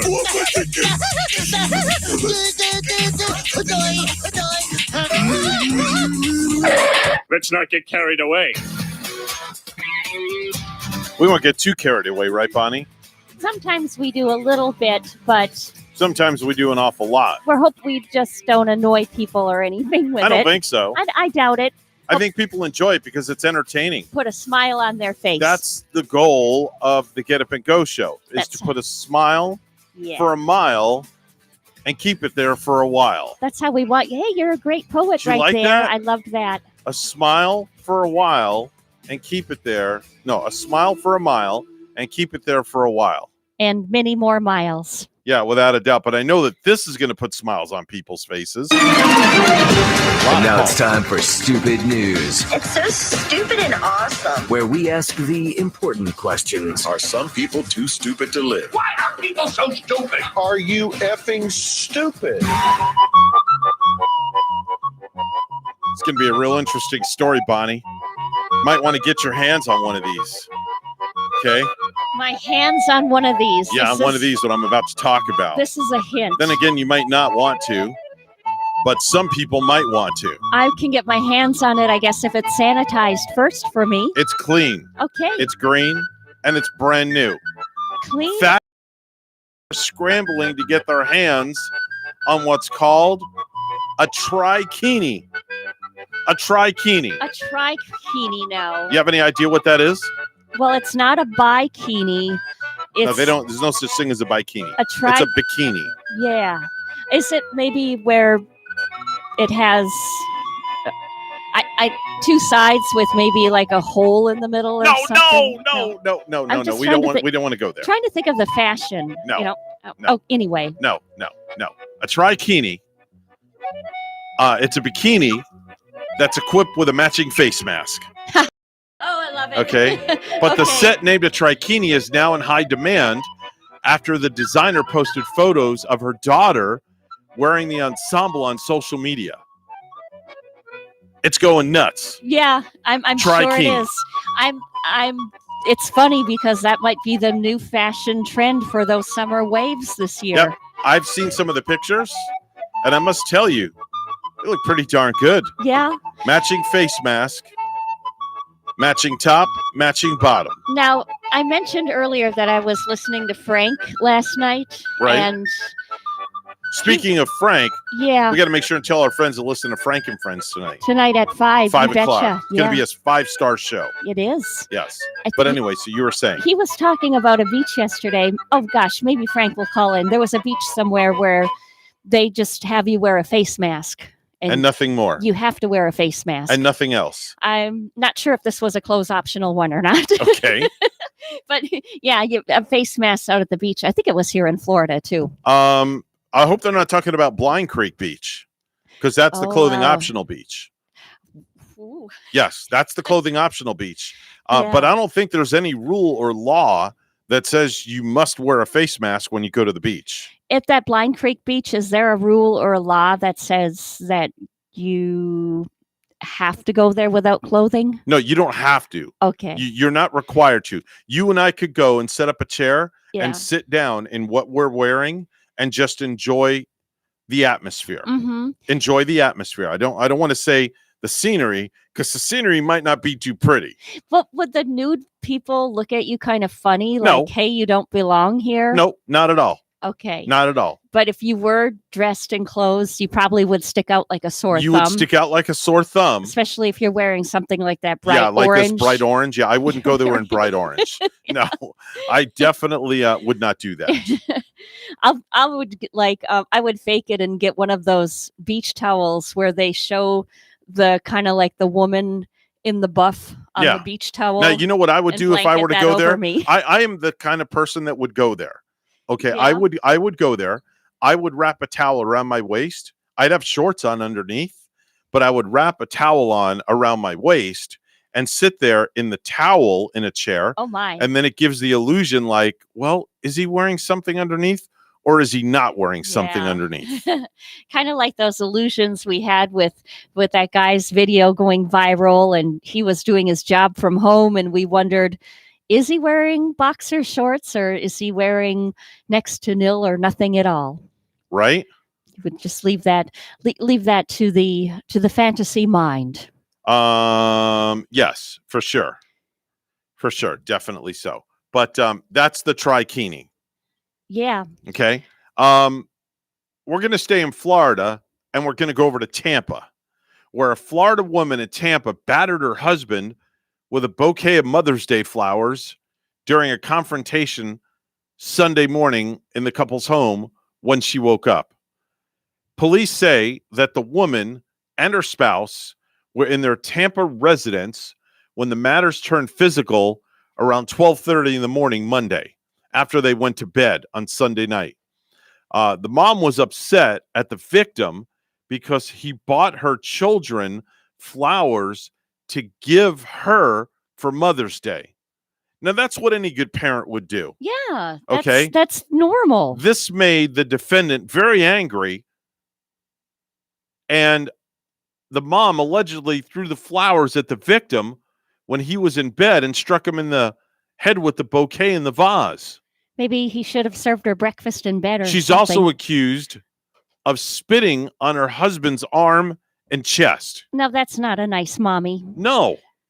And yeah, you're right, Evan. It is natural for, the dads or to buy for their kids, to give to the moms, Mhm. and vice versa for the moms to buy, getting, the gifts from the kids to give to the dads. Now, when my kids were younger, I would buy the cards Okay. because they didn't know any better. Yeah. Not throwing them under the bus, but they Sure. just didn't know any better. Same thing like with birthday cards. And I'd give them the cards and say, here, sign them and give these to Rachel or, to your mother or whatever. Yeah. Because, kids are kids, they're young. So now this year, Gavin got his own card at Publix and went and bought his mom flowers and a nice card and bought her lunch, fried chicken. Oh, nice. So you see, you raised him right to do that, and he's going to do that sort of yeah, thing. Yeah. he'll feel the wrath if not. what else is nice too is like, say, if the kids themselves can't afford to go buy the gifts. Yeah. Maybe then the nice thing to do is to make a card for mom. Yep. Let's go to Kansas, where a Kansas man who sought legal permission in Iowa to engage in a sword fight with his ex-wife is not insane, but merely angry over their child custody arrangement, according to the psychological evaluation. David Ostrom of Paola, Kansas, asked in a court filing to be allowed to fight his former wife and her attorney. And the attorney. At So once? that, yes, 2 on so 1? that he can rend their souls from their bodies. Okay. Is this sword fighting, fencing? Are they both into No, the fencing sword fighting. sort of thing? Sword fighting. The couple have been embroiled in disputes over custody and visitation issues and property tax payments. Now, the judge in Iowa responded by temporarily suspending David Ostrom's child visitation and ordering the psych evaluation. It found that he is not troubled, but has adjustment disorder with mixed emotional features. It essentially says he's not crazy. He just don't like being denied access to his kids. Yeah. A fella's going to feel that way. A sword fight. But challenging to a sword fight. Sword fight Wow. with your ex. Yeah. Puts a whole new spin on things. I guess so. Yeah. Yeah, let's go to South Korea. A shoe repairman from Seoul who had been conditioning his body by banging his body and his head against a tree for the last 5 years. Last 5 years, Bonnie. He's not going to know how to fix those shoes now. He's going to have some brain damage after He'll that have one. Dane damage. Would you ever pick on a man after seeing him violently banging his forehead against a full-grown tree trunk? Yeah, and I don't know if I don't know what kind of authorities or police action they have in South Korea, but I think if that were happening here, people would go out and stop that sort of thing, right? Yeah. Before it's too late. Lots of Dane damage. Maybe be Baker acted or something Yeah. too. Let's go to Polk County here in Florida, where the Polk County Sheriff's Office is trying to identify a man who was caught on surveillance video attacking another customer at a liquor store in Lakeland, Florida. The alleged attack happened at the Publix liquor store around 12:30 on a Saturday afternoon. According to deputies, the attack stemmed from the suspect getting upset that the victim didn't thank him for holding the door open. Oh boy. And people do that from time to time, don't they? The victim, who is seen in a video released by the sheriff's office wearing a tan-colored hat, told deputies he walked into the liquor store while the suspect held the door open. The suspect, who is seen wearing a black and gray shirt and a black hat, then reportedly asked, quote, "You don't say thank you to people who hold the door open for you?" I'll admit, Evan, when that happens to me, if I hold the door open for someone and they don't thank me, it does kind of annoy me, but I'm not going to assault or accost them. Yeah. The victim said he responded saying thank you. Apparently that just wasn't enough. Now, I always hold the door open for people, especially people older than me. Mhm. Or I'll even, if I see somebody older than me ahead of me, I'll go ahead of them and open the door for them and hold the door for them. Yeah. Okay. Let's go to Clinton, Connecticut, where the police got a call about a disturbance at someone's house the other day. Pretty common. Get a call at somebody's house for a disturbance, right? Mhm. It's very common, right? So it turned out the person's 5-year-old was throwing a tantrum because he didn't want to do his reading lessons while being homeschooled. Well, now. Okay. Okay. That was so, excuse me, that was so loud that the neighbors called the police. Oh boy. The cops explained Wow. how important school is to the kid, and now the kid's on board. Yeah. Maybe. The officer Yeah. gave his cell phone number to the kid's mom and said, "Call me if this happens again, and I'll come over and help your child." Well, that's a nice gesture of him. And maybe the neighbors, maybe we don't know the whole story. Like if the neighbors heard the kid yelling, maybe they thought he was in some kind of trouble or being traumatized or something. Mm-hmm. Yeah. We're going all over the world today. Let's go to Pennsylvania. Let's go to Heidelberg Township, Pennsylvania, where police got a call in the middle of the night last week from a guy who said a stranger had busted into his house and was acting like he belonged there. And when the police got there, they found the trespasser taking a shower. Oh, wow. 37-year-old guy named Jose Vega was arrested right there in the shower, naked as a jaybird. Could you imagine that, to find a stranger in your shower, or maybe in the middle of the night to find a stranger going in your refrigerator? Yeah. Oh, how that would just like pull those little neck hairs right in the back of my neck. How scary.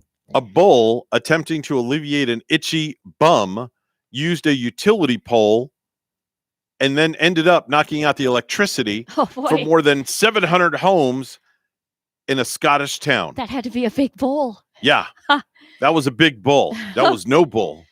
The bull rubbed against the utility pole and then ended up knocking the transformer box down to the ground. Did the bull get electrocuted or anything? Doesn't say. Because if he didn't get shocked, that's okay. I want the bull to be okay. Okay.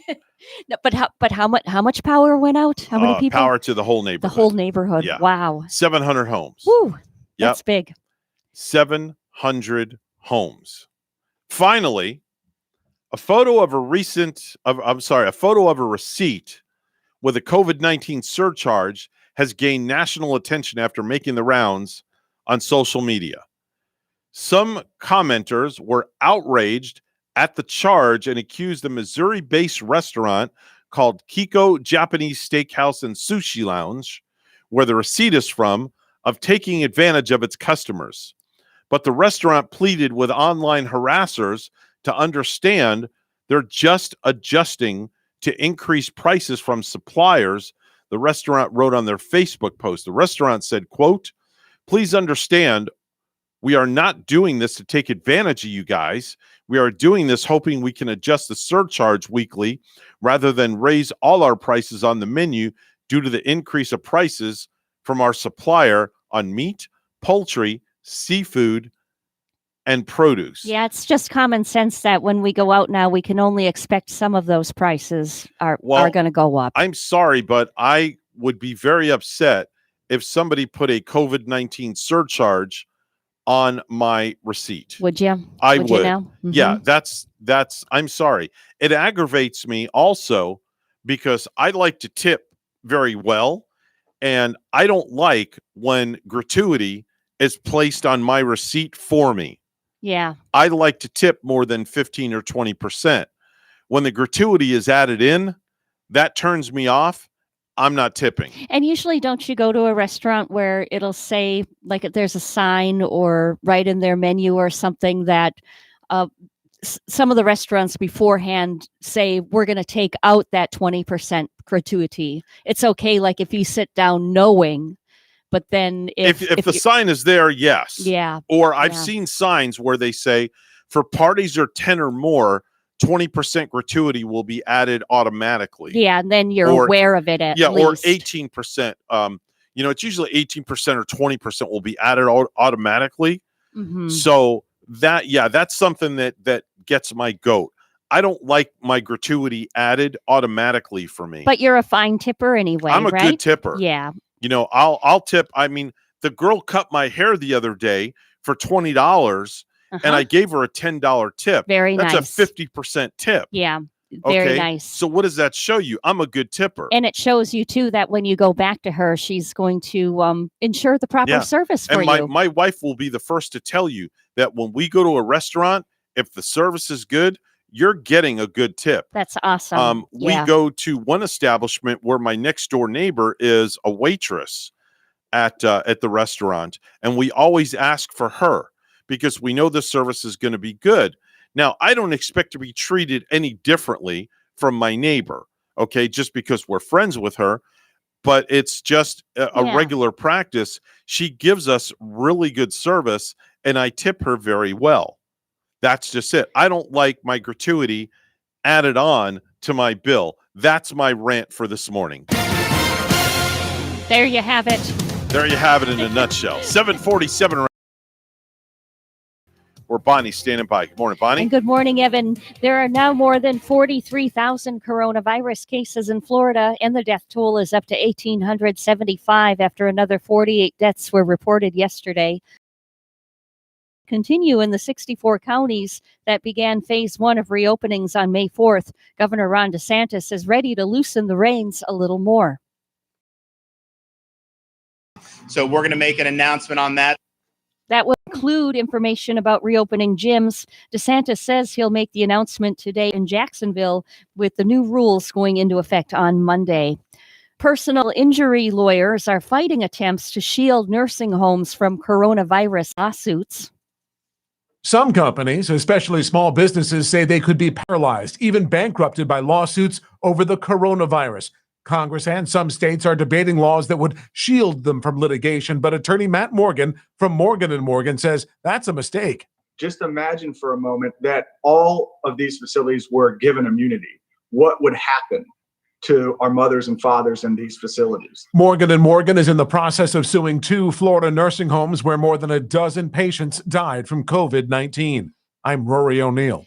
Many people have been cooped up in their houses for weeks. Now, small business owners are brainstorming to bring their services to customers. Eric Perez says his business in Port St. Lucie, Axem, is forced to close due to COVID-19.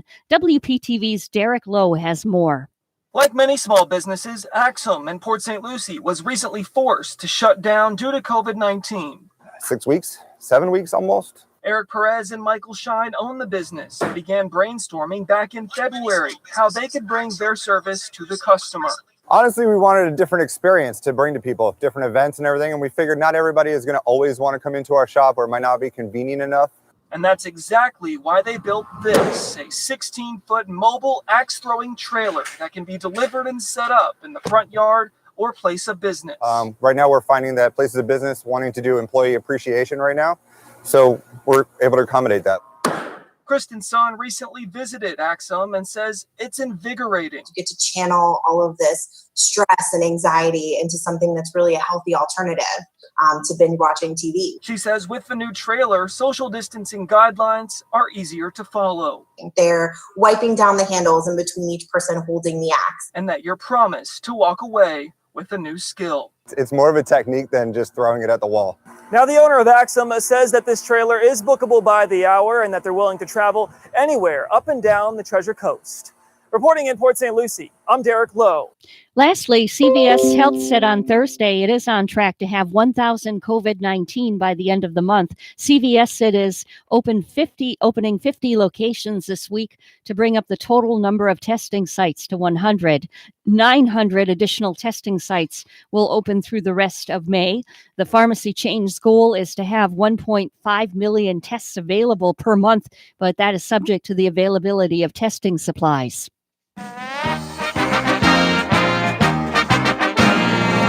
Two NFL players are wanted for an armed robbery in South Florida. Broward County deputies say the Seahawks' Quentin Dunbar and the Giants' DeAndre Baker robbed 4 victims of over $70,000 in cash and valuables, including luxury watches. The alleged crime happened Wednesday during a party in Miramar. A witness claims the robbery happened 2 days after Dunbar and Baker lost $70,000 at another party. News time is 7:51. Weather and traffic together are next.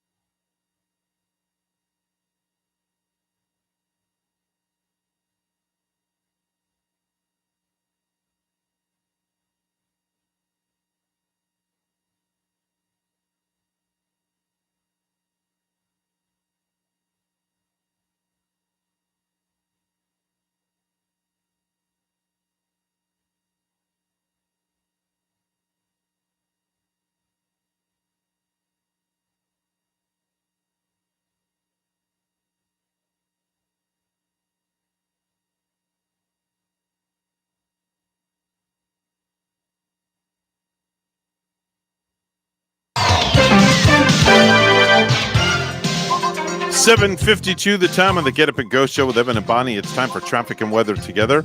Brought to you by Code Red Roofers. Bonnie? Well, we do have that one accident in Okeechobee right now. It's at Connors Highway and Canner Highway in Okeechobee. It is a fatality, and there is roadblock in that area.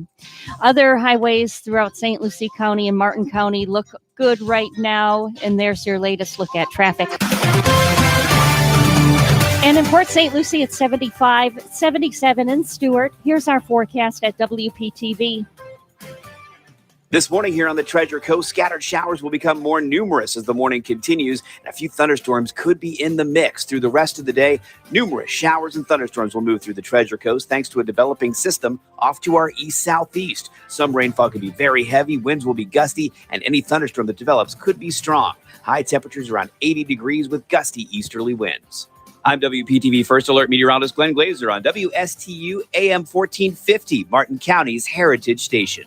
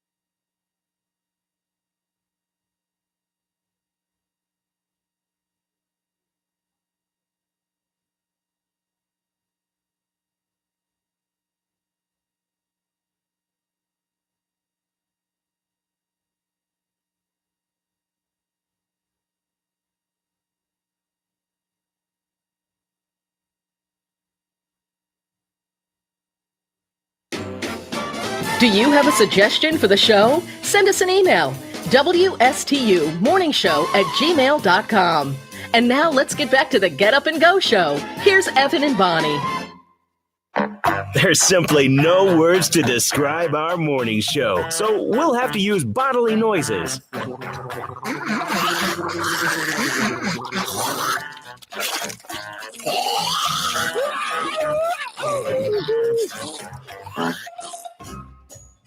Bodily noises. I don't know about that one. I don't think we should use I'm not any. gonna gargle when I'm on the air. Right. I'm not going to be burping or anything No. either. Definitely not. That would be considerably unnice, unpleasant. Yeah, that would definitely wouldn't be good. Not lady or very gentlemanly. Hey, rumor has it the old man down the road has made it to Yeehaw Junction, Is he out the there? home office. Yes. Yeah. With wife intact? Yes, with Edna. Yeah. We gave Alfredo and the Shy Guys the day off from the broadcast. So the band is not here today, but we do have a phone call. Let's go to the phones right now. Hi, you're on the air with Evan and Bonnie. Who's this? Hey there, guys. How's it going? Oh, it's the old man down the road. Okay. Yeah, I'm parked out here by Yeehaw Junction in front of Philip's home office. Oh, okay. Is he there? Is he there by any chance? I think he's hiding. Okay. And All right. he's cooking up a pot of possum stew for Okay. him. All right. Well, old man, I'm going to ask you to hold on for a few minutes because we have to go to news here. And then after the news, I'd like to have you back on with us because I want to find out where you and Edna have been for the last couple of days. You guys have been missing in action. So I'm going to let you go eat your breakfast real quick. I know Edna's got the vittles cooking in the camper there. And then we'll have you call back after you're done with your breakfast. How's that sound? It sounds pretty good there, young man. All right. So we'll talk to the old man down the road here in just a little bit with Edna, find out where he's been. I've got a little surprise for him in store. Oh, do you? He doesn't know it, and neither do you. I have a surprise for you. Hope it's not possum. No, it's not possum, and it's not a tongue sandwich either. I can tell you that. And that's okay. Okay, I promise you that much. It's actually something fun that we're going to do Nice. in the 8 o'clock hour between you and the old man down the road. We're going to step back right now. We're WSTU Stewart. We're Martin County's Heritage Station. The news is coming up next.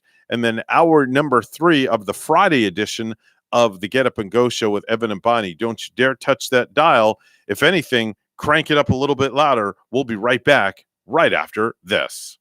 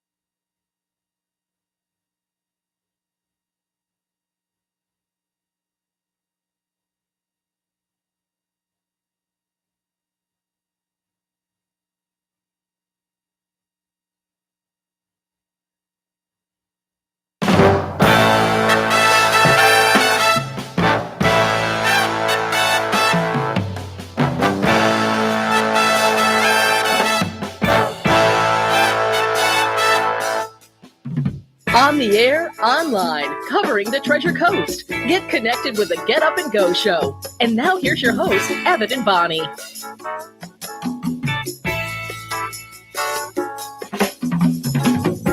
.807 right now, the Get Up and Go show with Evan and Bonnie. And back on the line with us is the old man down the road in Edna. They're up at Yeehaw Junction as we speak. That's the home office where Phil's Top 10 originates from. Phil is hanging out there today. No, he's not. Can't find him or something? No, he's not there. He's working, Okay. doing his route. But the old man is there. They're in the camper. Good morning, old man. Good morning there, Evan and Bonnie. How you doing? Hi, old man. Hey, I'm doing okay. How's Edna? Edna's good. She's cooking up a pot of possum stew. Oh, okay. Now, don't do that to us, old man. You see, some of us are hungry for breakfast and maybe an early lunch. And now, I swear, you're making us lose our appetites. So I said before, old man, that I had a surprise for you and Bonnie. And we tried, I talked about it last week on the show with Phil. And you're going to get to be the guinea pig today with Bonnie until Phil gets back next week. Phil's only going to be with us one day next week. Only one day. So, yeah, we're only going to do this game when Phil's on the air with us. Missing Phil. Okay, so we're going to use the old man as the guinea pig. All right. So it's time to play around a 5-second rule. Are you ready for this, Because old man? I actually bought the game. Oh, I love it. I bought the game. Look at the box over there. Where did you find it? I'm not going to tell you. I want to go buy it. Amazon. I want to buy it with my Amazon. stepkids. I'll sell it to you for $50. Yeah? All right. What's the 5-second game? Okay, the 5-second rule is you have 5 seconds to name 3 things for a topic that I'm going to read to you. And if you get 3 things within 5 seconds, you get a point. If you don't, the buzzer is going to go off, and then Bonnie is going to have 5 seconds as well. Yeah, and beware because it sounds easy to do, but it kind of hits you in the forehead when Evan gives you the topic. Yeah. 5 seconds. 5 seconds. All right. So, old man, I'm going to read off the topic, and the clock will start ticking. You will hear the clock ticking 5 seconds, and you'll hear either a buzzer or a winner bell at the end of 5 seconds. So, are you ready? Okay. Okay. Name 3 famous bald people. Ready? Go. Me? Edna? No. You have to name 3 famous bald people. They have to be 3 famous bald people. Okay, let's try this again. Ready? Go. Don Rickles. Star Wars guy. No, see? You only got one. You know, I have to salute him, you old man, because he had a pretty good start at that. Yeah, Don Rickles. He came out of the box running, but he crashed. And I was thinking Bruce Willis maybe and Gavin McLeod. Isn't he the Captain Stubing? Okay, well, hold on. You're not supposed to start naming those yet. Okay. Because I have to ask you that same question. Oh, you do? Yeah. Oh. Yeah. Okay. That's the way the game works. All right. So Bonnie, name 3 famous bald people. Ready? Go. Hold on. I hit the wrong button. All right, here we go. Kojak, Gavin McLeod, Bruce Willis. Very good. Okay, so Bonnie gets a point. All right. He's been pondering on that. Okay. I was able. Yeah, that's like cheating almost. But all right, here we go. maybe Bonnie, it'll go your way. You're going to name 3 dice games. 3 dice games. Ready? Go. Yahtzee, Bungee, and Pong. Correct. You know Very what? good. You know what? We should do our research. I don't know if Pong is. You can't use Google. No Okay. cheating. All right, old man. Here we go. Here's your topic. Ready? Okay. All right. Name 3 things. Okay, you do while no one is looking. Ready? Go. Scratch my butt, scratch my head, and I don't know. No. All right, Bonnie. Okay. Name 3 things you do while nobody is looking. Ready? Go. Change my underwear, pick my nose, and change my clothes. Very good. That's just wrong. Okay. That's wrong. All right, Bonnie. Here we go. Name 3 sciences. 3 sciences. Ready? Go. Scientology, biology. See, it's hard, isn't it? It's difficult. It is. It just like hits you right in the It forehead. does. All right, old man, here we go. Name 3 sciences. Ready? Go. Weather.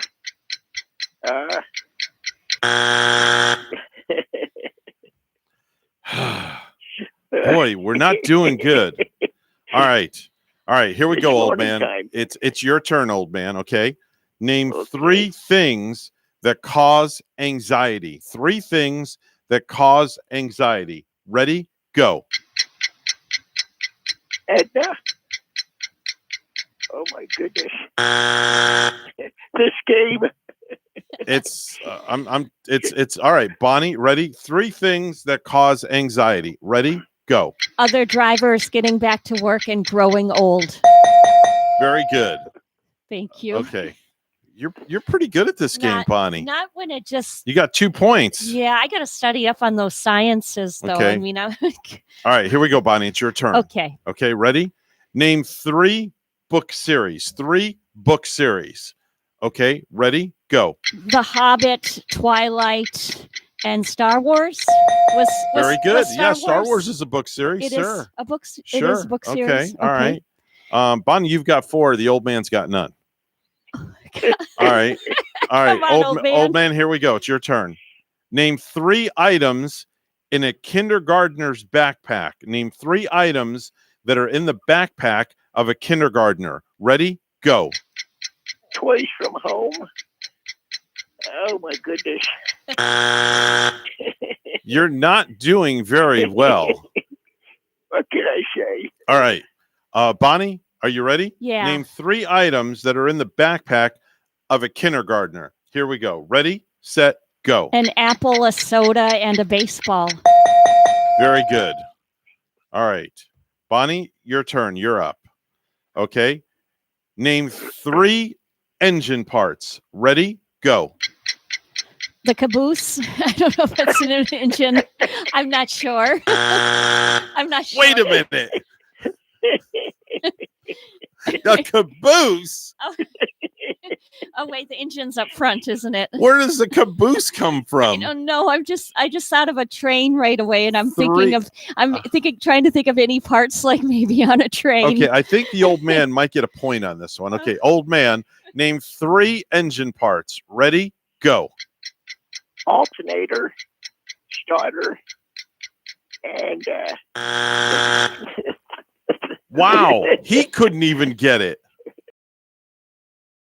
spit it out. Okay. All right, here we go. Old man, your turn to go first. We're going to do this a few more times. All right. Name 3 types of airplanes. 3 types of airplanes. Ready, go. Fighter jets, passenger jet. Incorrect. Bonnie, name 3 types of airplanes. Ready, go. Helicopter, fighter jets, and passenger jet. Good. She took the helicopter I know. away. That's okay. See, I've been stealing now from the old man. All right, here we go, Bonnie. This is your last chance.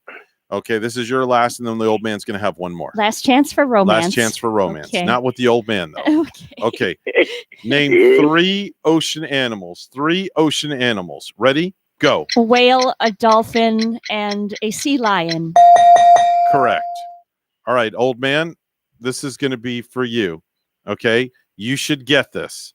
Name 3 famous Henrys. 3 famous Henrys. Ready? Go. Hank Aaron, Henry V, and O. Henry. Good Correct. job. He finally got a point. Yay. I didn't think of that O. Henry one. And that's how you play 5-second rule, That's classic. right? Yeah. And, Evan, I love this. Hey, you can't look at those. I'm not, I know I You can't shouldn't look be. at those. Oh, and I didn't Don't wash- touch. sanitize my hands Don't touch. before. I want the game, though, for sure. You can buy it on Amazon. It's like $14 or $15. And It's you- really not expensive. 14 or 15. Yeah, $14 or $15. We're going to get Free it. shipping. I wish That'll that keep your brain going. Yeah. I wish Toys R Us were still open because I bet they would be selling it too now. I mean, you can find this. Just go on Amazon.com and you can buy it. yeah, I'm gonna do it. Ellen DeGeneres plays it all the time with Twitch, Yeah. and that's where I got the idea from. Nice. So I thought I'd bring it to to radio, and it seems like it worked. Yeah, Ellen DeGeneres, she has like a pretty cool show with those games. Does she call it Yeah. like her game? It's called Game of Games. Game of Games. Game of Games. Yeah, she does a nice job with She's that. been actually doing the show from her home lately, I wonder. broadcasting from her home. I know it's weird seeing like this daytime TV too. Like usually I've liked to watch the ladies on the talk, Mhm. but they lost viewership with me because I don't find it as interesting when they're all pinned up in those different squares on the TV and they're in Really? their own. Okay. They're broadcasting from home All too. right. They're not. That's like Hollywood Squares. All right, so Yeah, Bonnie, I'm yes. gonna give you two things to choose from. It's called it's a version of this and that, and you have to pick one and tell me why, and then the old man's gonna pick one as well. So we'll start with you first, Bonnie. Banana or orange? Orange. Why? Orange juice. Orange juice. Okay. Old man. Banana. Banana. Okay, and why is that? Potassium. Potassium, yes. Okay, good for very the good. legs. All right, very good. All right, Bonnie. Coin collecting or stamp collecting? Coin collecting Okay, and why is that? because I do it. Okay, I like that. Good enough reason. Put me in my place. Old man, which one? Coin collecting or stamp collecting? Coin, because I have a coin collection. Okay, very Yeah. good. Bonnie, Zoom meeting or FaceTime? Zoom meeting. Okay, old man. I'll go with Zoom. Okay, very good. Old man, we'll start with you first. Crockpot or Instapot? Which one? Crack. Yes, not crackpot, I crockpot. was gonna say, are you a crackpot? No, not crackpot. Crockpot or Instapot? Which one? Crockpot. Okay, very good. Old man, cleaning out the garbage or cleaning out your clothes closet? Clothes closet. Clothes closet? Okay, Bonnie? Close closet All because right. I enjoy bringing them to Goodwill. There you go. I do the same thing. Old man, seedless grapes or blackberries? Which one? Blackberries. Blackberries? Okay. And Bonnie? Blackberries, my favorite berry. Okay, Rachel's playing along. She's texting. Oh, nice. Drake or Usher? Which one? Old man?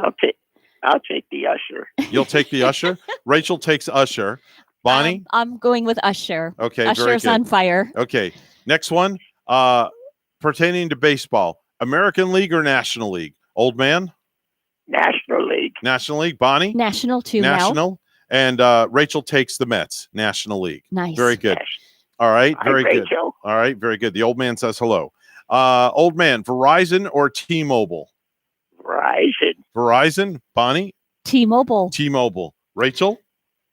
She takes Verizon. Okay. All right. Last one. I've never played this with somebody via text message. I know this is like funny. a first. But Never done this before. Evan, you could give an answer once in a while too. We would like to hear your take. Okay. Well, the Also. game's over. Okay. I'm a little bit late on the take. Yeah, you're a little late on the take. I make the rules.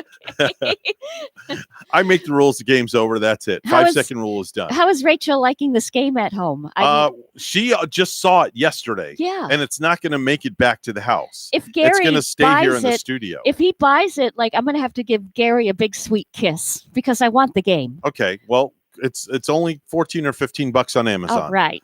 Okay, go to Amazon.com and you'll be able to get it. Hey, old man, give Edna a big hug and a kiss for us, and tell her we said God bless her, God bless you, and be safe up there at Yeehaw Junction. Phil will be back in Yeehaw Junction next Tuesday, I do believe.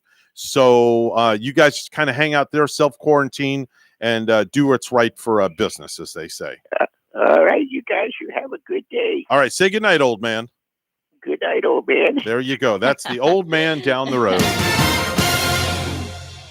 8:21 right now. It's news time. Let's go to the National News Desk where Bonnie's standing by with the latest headlines. Good morning, Bonnie. And good morning to you, Evan. There are now more than 43,000 coronavirus cases in Florida. The death toll is up to 1,875 after another 48 deaths were reported yesterday, saying downward trends continue in the 64 counties that began phase one of reopenings on May 4th. Governor Ron DeSantis is ready to loosen the reins a little more. One that we did not include all the phase one that could have been done under the guidelines. So we're going to make an announcement on that. That's going to include information about reopening gyms. DeSantis says he'll make that announcement today in Jacksonville, with the new rules going into effect on Monday. Personal injury lawyers are fighting attempts to shield nursing homes from coronavirus lawsuits. Like many small businesses, Axum in Port St. Lucie was recently forced to shut down due to COVID-19. 6 weeks, 7 weeks almost. Eric Perez and Michael Shine own the business and began brainstorming back in February how they could bring their service to the customer. Honestly, we wanted a different experience to bring to people, different events and everything, and we figured not everybody is going to always want to come into our shop, or it might not be convenient enough. And that's exactly why they built this, a 16-foot mobile axe-throwing trailer that can be delivered and set up in the front yard or place of business. Right now, we're finding that places of business wanting to do employee appreciation right now, so we're able to accommodate that. Kristen Son recently visited Axum and says it's invigorating. You get to channel all of this stress and anxiety into something that's really a healthy alternative to binge watching TV. She says with the new trailer, social distancing guidelines are easier to follow. They're wiping down the handles in between each person holding the axe. And that you're promised to walk away with a new skill. It's more of a technique than just throwing it at the wall. Now, the owner of Axum says that this trailer is bookable by the hour and that they're willing to travel anywhere up and down the Treasure Coast. Reporting in Port St. Lucie, I'm Derek Lowe. The U.S. Coast Guard is searching for a missing 18-year-old swimmer who vanished in the water Wednesday afternoon near Jensen Beach. Family members said Lenton Ty Ward was at Dahlman Park Beachside with friends Wednesday, celebrating their upcoming graduation from Vero Beach High School. Ward was last seen about 150 yards offshore. The St. Lucie County Sheriff's Office conducted an aerial search. Florida Fish and Wildlife Conservation Commission, Martin County Sheriff's Office, and U.S. Border Patrol also assisted in the search. And lastly, the Martin County School District is celebrating a special honor for an assistant principal. Angela Gilbride, the assistant principal at Warfield Elementary School in Indiantown, was named one of 3 finalists for Florida's Assistant Principal of the Year award. On Thursday, Superintendent Lori Gaylord and other Martin County school leaders made a special visit to Gilbride's house to congratulate her on the honor. Gaylord said Gilbride has helped improve the school's achievement. With the help of her leadership, they went from a C school to an A school, said Gaylord. For her to be selected as one of the top 3 in the state, I think that speaks volumes about the work that she has done. Governor Ron DeSantis says his initial order will now stay in effect until June 2nd, meaning it will be illegal for residents to be forced from homes because of a lack of payments being made. Thousands of unemployment claims have still not been paid statewide, leaving numerous Floridians struggling to cover basic living expenses. I'm Larry Spillman. And now a look at sports. Joe Buck is saying that if sports do return without fans, they'll almost definitely use fake crowd noise to make it feel normal. And they're looking at ways to use augmented reality to add virtual crowds to the broadcasts. News time is 8:25, and weather and traffic together are next.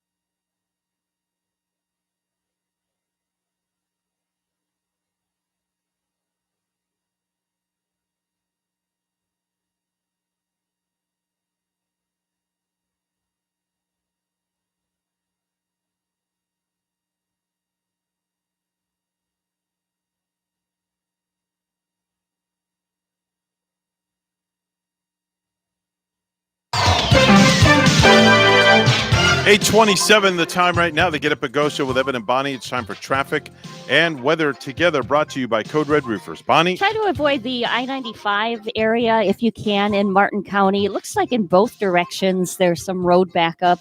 We got a call this morning that all southbound lanes on 95 pretty much shut down at the moment at Canner Highway due to an accident. And we also do see an accident on I-95 northbound at mile marker 101, that Canner Highway area. And there is the roadway there being blocked as well. Try to take an alternate. And there's your latest look at traffic. And it's 77 here in Stewart. Here's our weekend update at WPTV. This morning here on the Treasure Coast, scattered showers will become more numerous as the morning continues, and a few thunderstorms could be in the mix through the rest of the day. Numerous showers and thunderstorms will move through the Treasure Coast thanks to a developing system off to our east-southeast. Some rainfall could be very heavy, winds will be gusty, and any thunderstorm that develops could be strong. High temperatures around 80 degrees with gusty easterly winds. I'm WPTV First Alert meteorologist Glenn Glazer on WSTU AM 1450, Martin County's Heritage Station.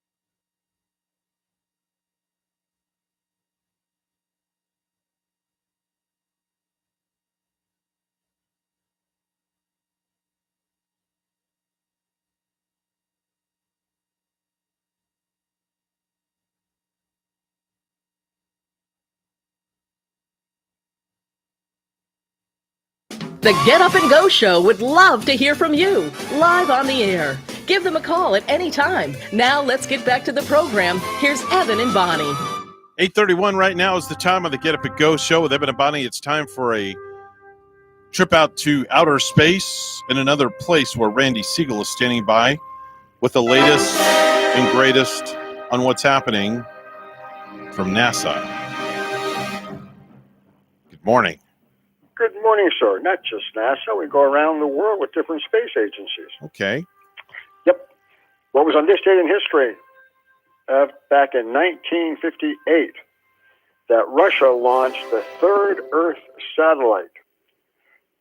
They launched Sputnik 3, and it was the only satellite that was launched in 1958 by the Russians, and it was still part of the International Geophysical Year.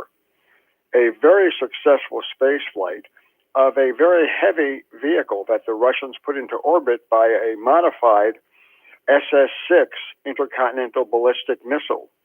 So they got a lot of science on that. Also, on this date in history, 1963, Gordon Cooper, affectionately known as Gordo, made his space flight, and it was the last space flight to fly with a one-person crew. Yep, Gordon Cooper launched, and Faith 7 was the name of his spacecraft. It was a Mercury capsule launched on top of a Mercury Atlas 9 mission, and it was the final crewed flight for the U.S. Mercury program.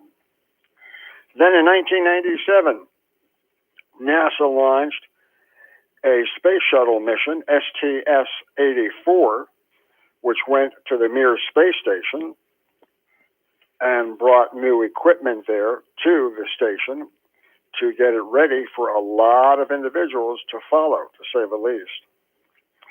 And then in 2012, the Soyuz TMA-04 spacecraft flew.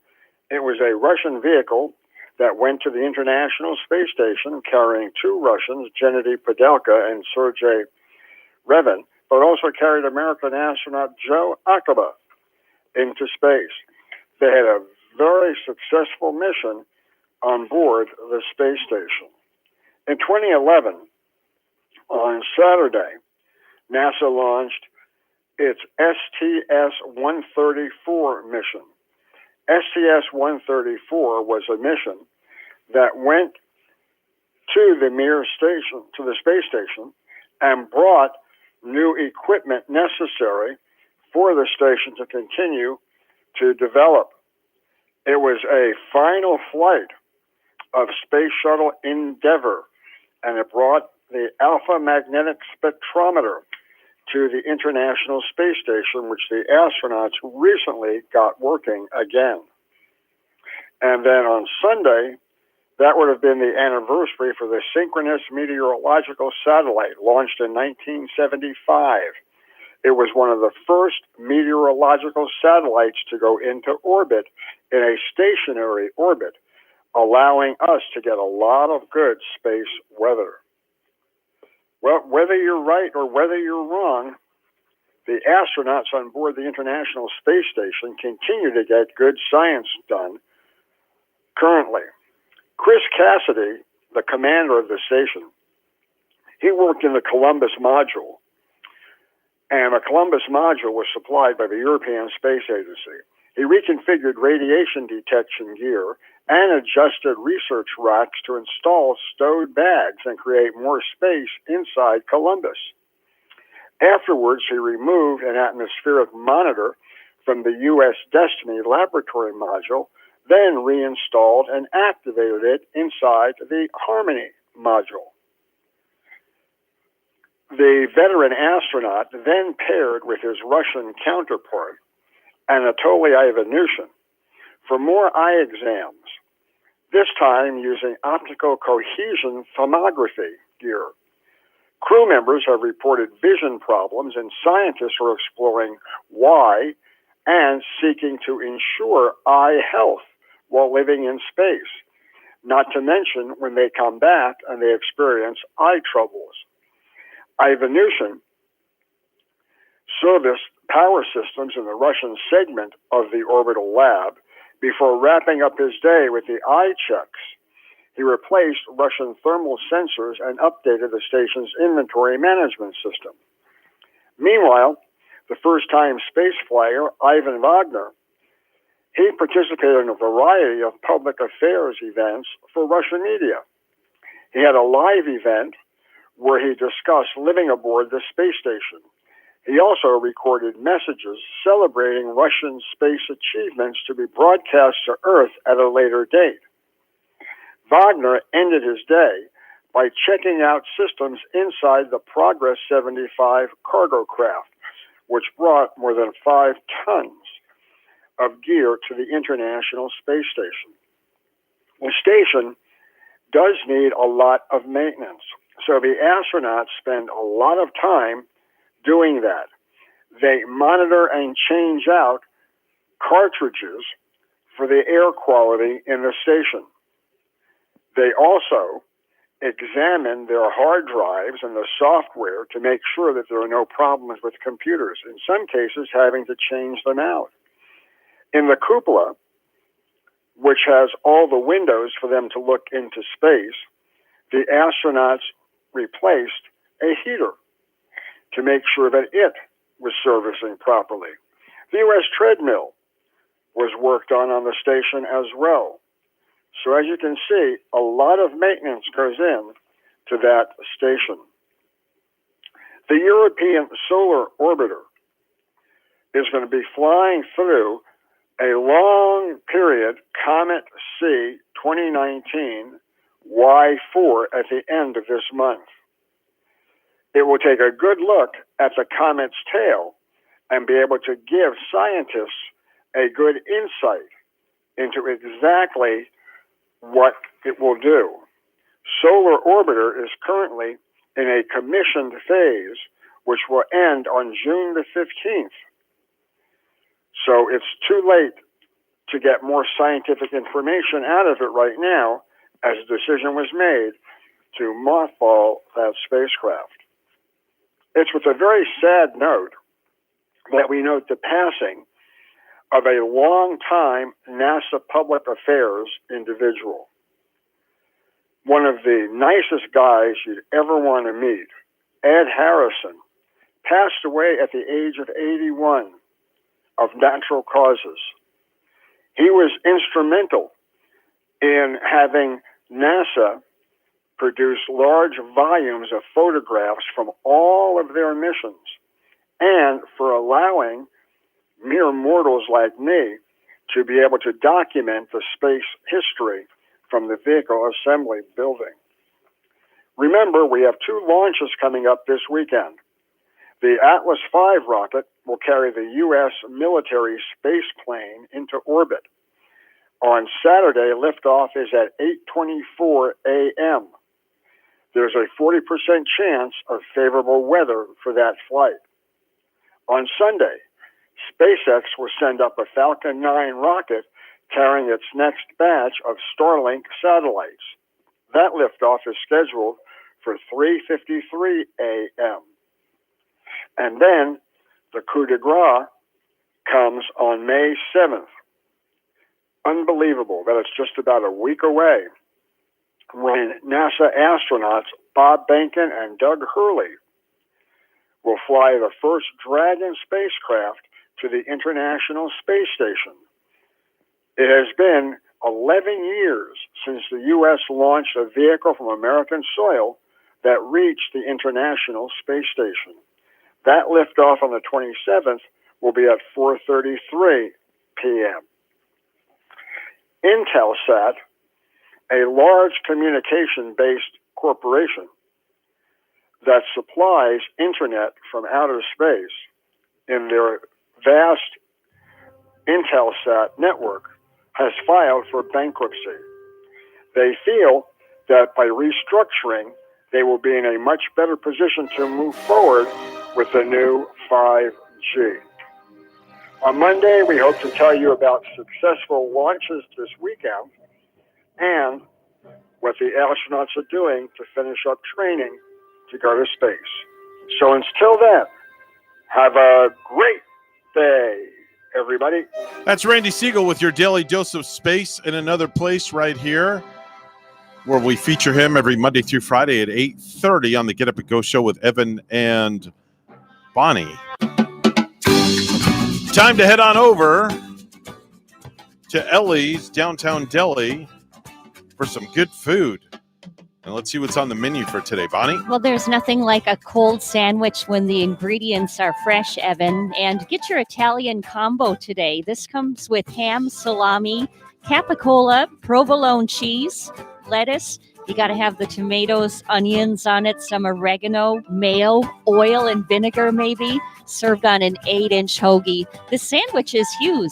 Maybe you would like to have a hot one. Try the double-decker with hot corned beef pastrami, Swiss cheese on toasted rye bread with sauerkraut, blue cheese dressing, and tomatoes.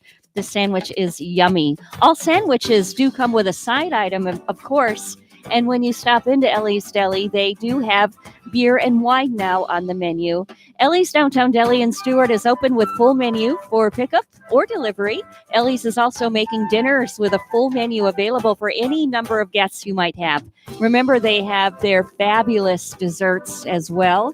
Give them a call at 772-781-6605 to order or pick up. They are located at 18 Southeast 6th Street in downtown Stewart, just off Colorado. Call them at 772-781-6605. Ellie's Downtown Deli in Stewart. Time for the Precious Metals Report. It's all brought to you by St. Lucie Jewelry and Coin. Gold's opening up at $1,744 an ounce, and silver opening up at $16.47 an ounce.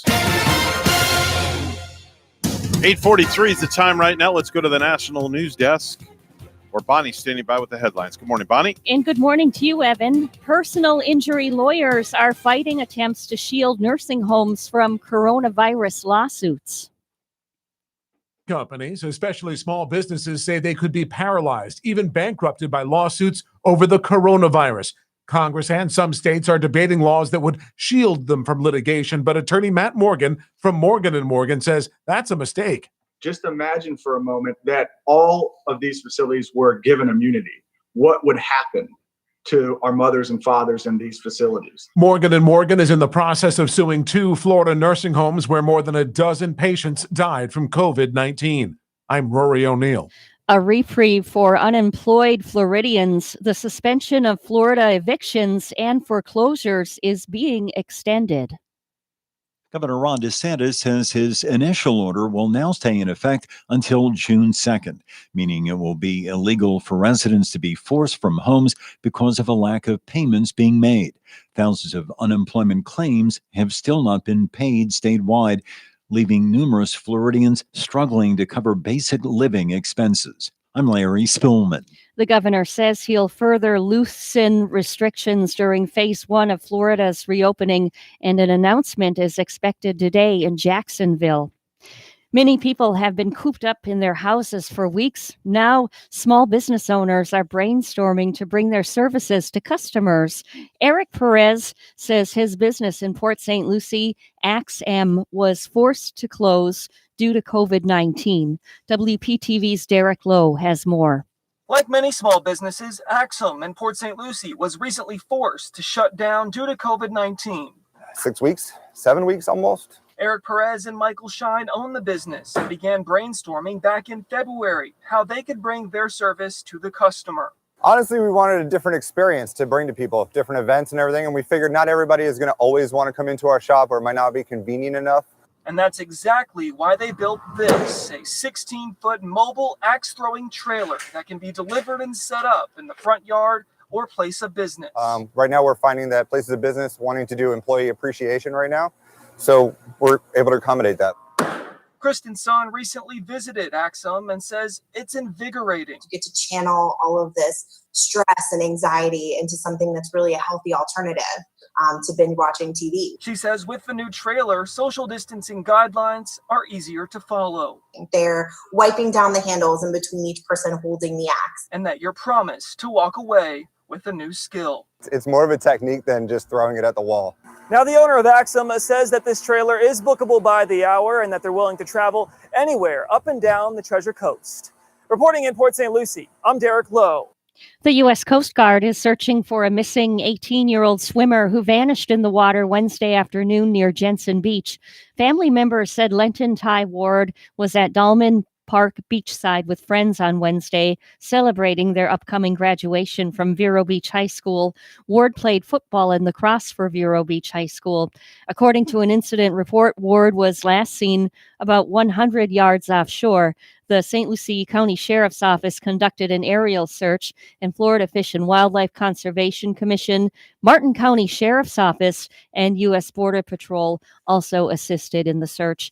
And lastly, Publix is adjusting back to normal hours and suspending reserved shopping times. The company announced this yesterday. According to a press release, stores will be open from 7 a.m. until 9 p.m. beginning Saturday, May 16. Publix pharmacies are also returning to their regular operating hours. The chain previously rolled out special shopping hours for seniors, vulnerable guests, and first responders because of the pandemic.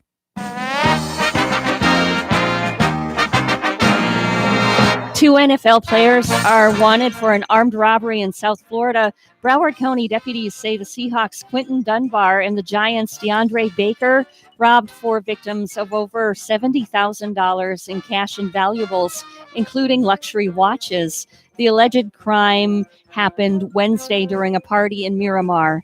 A witness claims the robbery happened 2 days after Dunbar and Baker lost $70,000 at another party. News time 8:47. Weather and traffic together are next.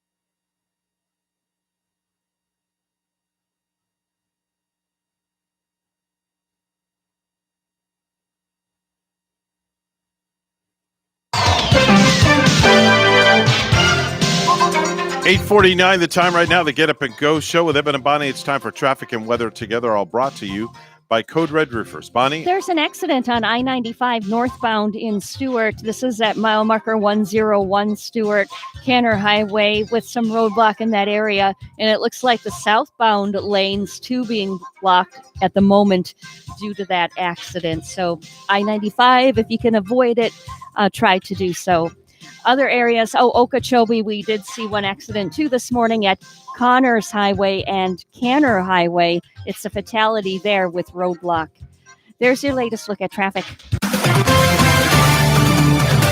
It's 78 here in Stewart, and here's our weekend update at WPTV. This morning here on the Treasure Coast, scattered showers will become more numerous as the morning continues, and a few thunderstorms could be in the mix through the rest of the day. Numerous showers and thunderstorms will move through the Treasure Coast thanks to a developing system off to our east-southeast. Some rainfall could be very heavy, winds will be gusty, and any thunderstorm that develops could be strong. High temperatures around 80 degrees with gusty easterly winds. I'm WPTV First Alert meteorologist Glenn Glazer on WSTU AM 1450, Martin County's Heritage Station.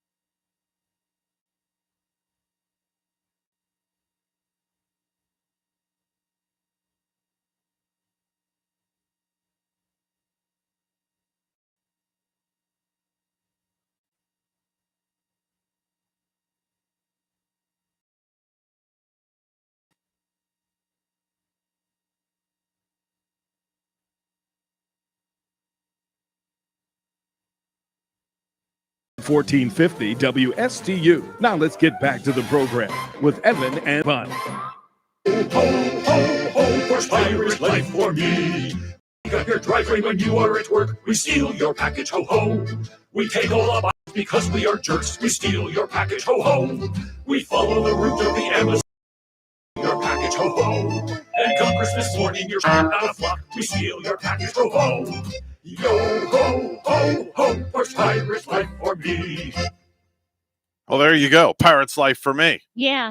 Pretty interesting, huh? Stealing those packages, those Yeah. awful porch pirates. Stealing those packages, without a doubt. That's not another in ours. Exactly. Coming up at 9 o'clock, we're going to be having one of my favorite shows on, Priest and Rabbi, 9 o'clock this morning. But before we go to that and we talk about that, talk a little bit about Frank and Friends. That's a staple that's been here on this radio station each and every Friday at 5 o'clock. Frank is here, correct? Yeah, Frank and Deb, Pittsburgh Deb, our favorite lady. She's going to be on at 5 o'clock with Frank on Frank and Friends.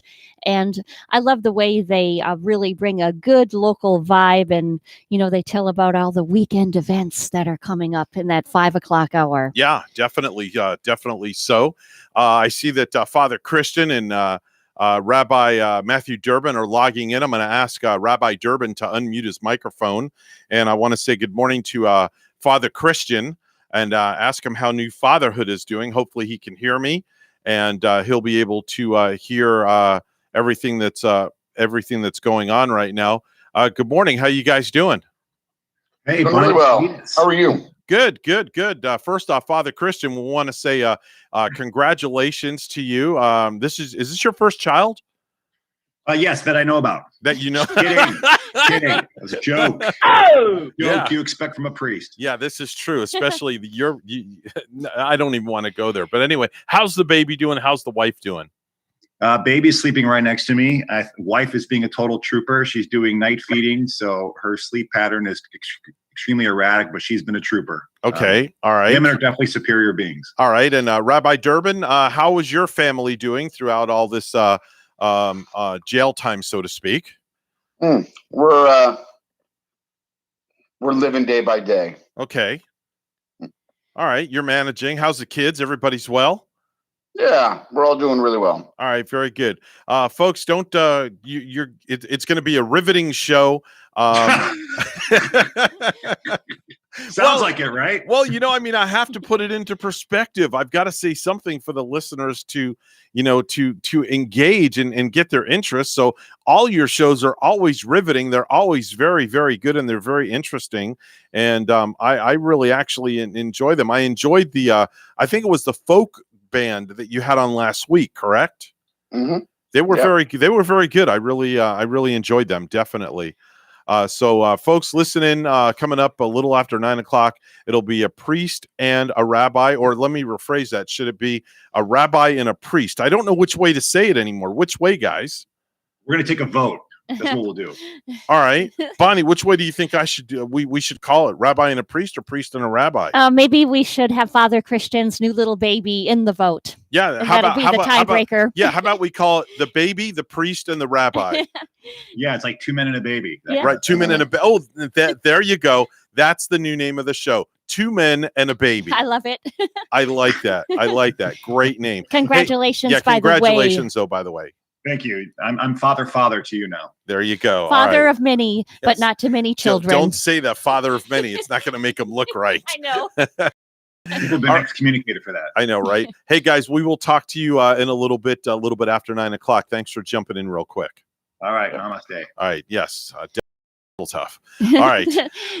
Anyway, I really enjoy those guys, man. They have such a great show. It's always riveting. It really is. I was some really high energy on there. Yeah. And I did like it last week too, Evan, when Mr. Rabbi Durbin had on about the band and the band that he was following. Yep. And the band played on. Yeah, that was cool. As they say, our band is not here today, though. Fredo and the Shy Guys.